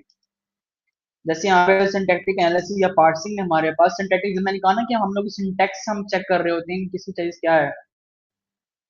यहाँ पे फॉर एग्जाम्पल अगर मैं कोई सिंटेक्चुअल इशू भी कर दूं, यहाँ पे ग्रामेटिकल इशू भी कर दूं, तो समझ आ जाएगी मैं क्या करना चाह रहा हूँ। जैसे जॉन ईट्स एप्पल और एप्पल इज जॉन, जो भी है सिंटेक्स, जैसे यहाँ पर है कोई सेंटेंस की, जो जॉन है वो एप्पल खाता है, एप्पल जॉन को नहीं खा सकता। ये सिंटेक्चुअल इश्यूज होते हैं, तो उसको भी पहले एनालिसिस होता है, फिर बाद में चैटजीपीटी हमसे वेरीफाई करते हैं कि आप यही कहना चाह रहे हैं। तो उसके बाद हमारे पास एनालिसिस होता है कि हम लोग एनालिसिस कर रहे होते हैं कि वही ना, जैसे यहाँ पे एप्पल ईट जॉन, ये ग्रामेटिकली इनकरेक्ट हो, सिंटैक्स ग्रामेटिकली करेक्ट है लेकिन एक मीनिंग के लिहाज से ये करेक्ट नहीं है, तो इसको हम सिमेंटिक में यूज कर रहे होते हैं। सिमेंटिक हो गया, उसके बाद सारा कुछ है, उसके बाद डिस्कोर्स का डिस्कोर्स होता है कि हम लोग बहुत बहुत सारा कॉन्टेक्स्ट हमारे पास सारा है, उसको हम छोटे पार्ट्स में हम स्ट्रक्चर में डिवाइड कर रहे होते हैं। जैसे दिस इज अनफेयर, तो दिस हमारे पास किसको रेफर कर रहा है और फेयर किसको रेफर कर रहा है, सारा कुछ इसमें डिस्कोर्स इंटीग्रेशन यूज हो रहा होता है। फिर प्रैग्मेटिक में क्या होता है कि हम लोग जो मीनिंग होता है टेक्स्ट का उसको ज्यादा निकालने की कोशिश कर रहे होते हैं। मीनिंग क्या होता है, टेक्सचुअल ग्रीटिंग, जैसे हेलो व्हाट इज टाइम, जैसे यहाँ पे तो हेलो ग्रीटिंग यूज हो रहा है, व्हाट इज टाइम कोई चीज कुछ पूछ रहा है किसी चीज में, ये है। तो फिगरेटिव एक्सप्रेशन होता है कि I am following for you. Okay, so what is difference between large language model and generative AI? अच्छा, अब आप जनरेटिव, मैंने कहा था कि हम आप भी थोड़ा बहुत पढ़ेंगे जनरेटिव एआई क्या होती है। अब जनरेटिव एआई होती है कि एक आर्टिफिशियल इंटेलिजेंस की डीप लर्निंग का हमारे पास सबसेट है, उससे हम कुछ जनरेट कर रहे होते हैं। अब जो एलएलएम्स होते हैं, एलएलएम्स मतलब कि वो एक हमारे पास इंटेलिजेंट चीजें होती हैं, मॉडल्स होते हैं जो जनरेटिव एआई पे बेस होते हैं, मतलब कि कुछ जनरेट कर रहे थे ह्यूमन से होते हैं। चैट जीपीटी हो गया हमारे पास एक एलएलएम, हम कह सकते हैं उसको जनरेटिव हमारे पास। ठीक है, वो हमारे पास एलएलएम्स, अब ये क्वेश्चन आप याद रखना कि जो सारे एलएलएम होते हैं जनरेटिव यही होती है, सारों ने ये चीज याद रखनी है। के बाद हम लोग लैंग्वेज मॉडल्स हम कैसे यूजर होते हैं, यहाँ पे जो लार्ज लैंग्वेज मॉडल होते हैं वो होते हैं मशीन लर्निंग के, इसमें होता है क्या, सिंपल मॉडल्स होते हैं मशीन लार्ज लैंग्वेज मॉडल्स के, वो हम ह्यूमन से कम्युनिकेट करते हैं, इसको हम एलएलएम कह सकते हैं। जैसे हम कहते हैं ना ये यूज कर रहे हैं और सब लोग हम एलएलएम यूज करते हैं, सिंपल वे उसका ये होता है। तो सेंटीमेंट एनालिसिस क्या होता है कि हम लोग किसी व्यू को या किसी इमोशन को हम देख रहे थे कि उसके उसके पीछे रीजन क्या है, कि हम ओपिनियन निकाल रहे होते हैं किसी चीज का। जैसे मैंने कहा ना कि हम फॉर एग्जाम्पल मैंने कोई बात की से और हमारे को थोड़ा, मैंने एग्रेसिव वे में बात की, तो वो समझ जाएगा मैं एग्रेसिव वे में बात करूँ तो मैं उसको कोई ना कोई मुझे रिस्पॉन्ड देगा, कोई मुझे उस लिहाज से मुझे कूल लगाने की कोशिश करेगा, वो उसमें होता है सेंटीमेंट एनालिसिस के अंदर। ठीक है, तो हम लोग आगे देखते हैं। तो हमारे पास सेंटीमेंट एनालिसिस कुछ टाइप्स होती हैं, जैसे हमारे पास फाइंडिंग के हम लोग जो भी फाइंड होता है हमारे पास कुछ होते हैं कि positive, very positive, negative, very negative, फिर उसके बाद जो भी मतलब कि ना हमारे पास स्टेप्स होते हैं किसके निकालने के लिए, कोई डिग्री निकालने के लिए कितना अच्छा है। तो फाइन ग्रेड में हम कॉन्सेप्ट ये होता है कि हम लोग डिफरेंट, हमारे पास कैटेगरीज होते हैं हमारे पास यहाँ पे, डिग्री ज्यादा होती है। फिर इमोशन इमोशन डिटेक्शन यूज होता है सेंटर, उसके बाद एक्सपेक्ट की वजह निकालने के लिए इस चीज पे क्या बेस कर रही है, उसके सेंटिमेंट एनालिसिस होता है। फिर मल्टी मल्टी हम लोग बहुत सारे लैंग्वेज भी यूज कर सकते हैं उसको। तो बेनिफिट क्या होते हैं कि डाटा हम स्टोर कर सकते हैं बहुत सारे बड़े स्केल पे। फिर रियल टाइम एनालिसिस हो सकता है, फिर कंसिस्टेंट हमारे पास क्रिएट होता है। और फीचर क्या हमारे पास, रिकग्निशन क्या होती है, सबसे इम्पोर्टेंट नहीं है। तो उसके बाद चलते हैं मेन चीज के ऊपर। अच्छा, स्पीच रिकग्निशन थोड़ा पढ़ाना है आप लोगों को। जो स्पीच रिकग्निशन हमारे पास है कि हम लोग बात कर रहे होते हैं वो रिकग्नाइज कैसे करते हैं इस बात को। मैंने कहा क्या, वो हम कुछ बोल रहे हैं उसके बाद कुछ वर्ड परफॉर्म हो रहा होता है, पाइपलाइन होती है एनएलपी की पूरी। पाइपलाइन के जो दो कंपोनेंट्स होते हैं कि पहले तो वो अंडरस्टैंडिंग करेगा, दूसरी बाद में कुछ जनरेट करेगा। तो वो स्पीच रिकग्निशन में यूज हो रहा होता है। फिर एनएलपी हमारे पास मेन फोकस होते हैं कि इंटरेक्शन होता है किसका, ह्यूमंस का मशीन का। ये हम लोग इंटरेक्शन के लिए यूज होता है। जैसे सीरी था यहाँ पे, सीरी हो गया, एलेक्सा हो गया, माइक्रोसॉफ्ट माइक्रोसॉफ्ट कह रहा हूँ, जो होता है माइक्रोसॉफ्ट का वो हो गया, उसके बाद गूगल असिस्टेंट हमारे पास हो गया। स्पीच रिकग्निशन के पास ये कुछ एपीआईज भी हैं। एपीआईज समझा चुका हूँ पहले क्या होती है। क्या हम स्पीच रिकग्निशन, जब आपने कोई प्रोजेक्ट बनाना है उसमें स्पीच रिकग्निशन नीड होती है, तो आप स्पीच रिकग्निशन की कोई एपीआईज यूज कर सकते हैं। तो टेक्स्ट टू इमेज वगैरह सब कुछ सबके अंदर हमारे पास एनएलपी यूज हो रहा होता है। तो चैटबॉट क्या होता है, चैटबॉट एक सॉफ्टवेयर होता है जिससे हम कोई ना कोई कन्वर्सेशन हो सकती है किसी ह्यूमंस की और आर्टिफिशियल इंटेलिजेंस की। ठीक है, चैटबॉट क्या होता है हम पहले पढ़ चुके हैं सारा कुछ। उसके बाद बोर्ड डेवलपमेंट के, हम कैसे बोर्ड डेवलपमेंट, ये मैंने आप लोग को टास्क देना। अच्छा, टास्क आप लोग को ये है कि अभी तक मैंने आप लोग को बहुत कुछ पढ़ा चुका हूँ। अभी तक हमने ये का मेन सब कुछ हम पढ़ चुके हैं, डीपली हम ये के बारे में हर चीज पढ़ चुके हैं। ओके, जो डीपली हमने हर चीज को पढ़ा, हमने अंडरस्टैंड किया हर चीज के बारे में कि कैसे वर्क परफॉर्म हो रहा होता है, कैसे कोई ई कैसे इम्प्लीमेंट हो रही है, उसके पीछे एल्गोरिथम क्या होते हैं, मॉडल कौन से लग रहे होते हैं, मॉडल ट्रेन कैसे होते हैं, उसका पाइपलाइन क्या होती है, ये यूज कैसे हो रही है, उसकी टाइप्स क्या होती है, हमने हर चीज पढ़ चुका हूँ। कल भी मैं यही कहूंगा, आज मैं भी यही कहने लगा हूँ, आप कोई ना कोई प्रोजेक्ट बनाएं, उसको डिप्लॉय कर दें किसी भी वर्ड कहीं पे भी, वो फ्री ऑफ कॉस्ट होता है। आप प्रोजेक्ट तो बनाएं, आपको आप इतने कैपेबल हैं कि प्रोजेक्ट बना सकते हैं।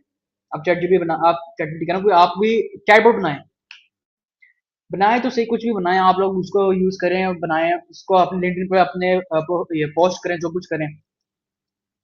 उसके virtual असिस्टेंट जो होते हैं हमारे पास, वो इसमें इम्प्लीमेंट हो रहे होते हैं। तो टास्क आप लोगों को यही है कि आप लोगों ने जो भी है आज का वर्क, जो मैंने आपको कहा है कि आप लोग इतने कैपेबल हो चुके हैं कि आप लोग समझ सकते हैं कि हमारे पास जो आप कोई बना सकते हैं कोई प्रोजेक्ट।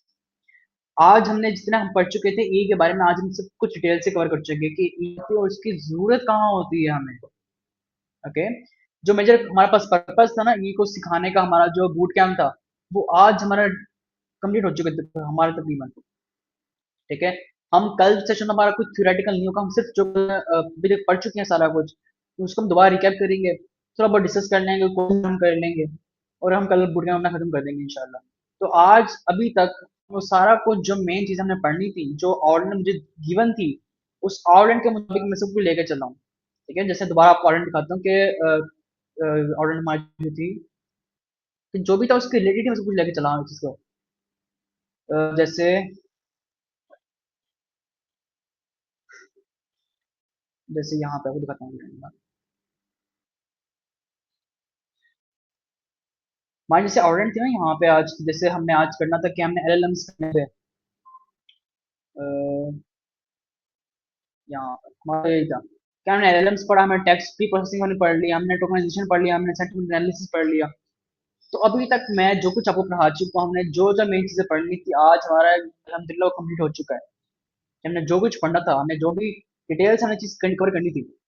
ओके, कि हमने कौन सा एल्गोरिथम पढ़ा, हम जैसे हमारा जो कुछ सेशन थे बीच में, तो काफी थोड़े डिफिकल्ट थे। जैसे यहाँ पर ये डीप लर्निंग का हो गया, उससे पहले हमें बहुत सारे एल्गोरिथम्स थे, हमने एक दिन में कोई पांच पांच छह छह एल्गोरिथम्स पढ़े हमने एक एक सेशन के अंदर। तो उसका मकसद ये था कि आप लोग सारा कुछ कवर अप हो जाए। आज हमारा सेशन, टेक्निकल सेशन हमारा आज आखिरी है। कल सेशन हमारा होगा, हम कुछ क्यूरीज करेंगे, हम कुछ क्वेश्चन आंसर्स करेंगे। तो वैसे टेक्निकल हमने जो कुछ पढ़ना था हमने ईए के बारे में, वो हमारा आज अल्हम्दुलिल्लाह खत्म हो चुका है। बाकी कल हम लोग सारा कुछ रिवाइज करेंगे, कवर अप करेंगे इस बूट कैंप को, क्वेश्चन पूछेंगे, कुछ प्रोडक्ट जो कल हमने कुछ प्रोडक्ट हमने आपको कुछ एडवाइस करूंगा कि आप लोग क्या करना चाहिए, आप लोगों को अपने फील्ड में क्या करना चाहिए आप लोगों को, ये की फील्ड आपको क्यों यू चूज किया, तो उसमें आप लोग को आगे कैसे बढ़ना चाहिए आप लोग को। तो वो सारी चीज हम इंशाल्लाह इंशाल्लाह हम लोग आगे सेशन, हमारा जो लास्ट सेशन कल का होगा उसमें कवर अप करेंगे। अल्हम्दुलिल्लाह हमारे आज 11 सेशन कंप्लीट हो चुके हैं, हमने हर तरह का टेक्निकल वर्क कर चुके हैं। तो अपने मॉनिटर्स को भी कहूंगा कि इनका बहुत शुक्रिया कि हमारे आज टेक्निकल सेशन खत्म हो चुके हैं। तो सबकी एफर्ट्स है, और क्वेश्चंस हो तो फिर पूछ लें, वरना फिर हम आज सेशन खत्म करते हैं, और फिर हमारा कल का आखिरी सेशन होगा, तो इंशाल्लाह उसको हम कल इंशाल्लाह हम कवर करेंगे। तो सर आई थिंक आज के लिए इतना काफ़ी होगा, मेरा टास्क सेंड कर दें तो आप कर सकते हैं उसको एंड आज। जी sir, thank you so much for the session. मैं ऐड करने लगा सेशन को।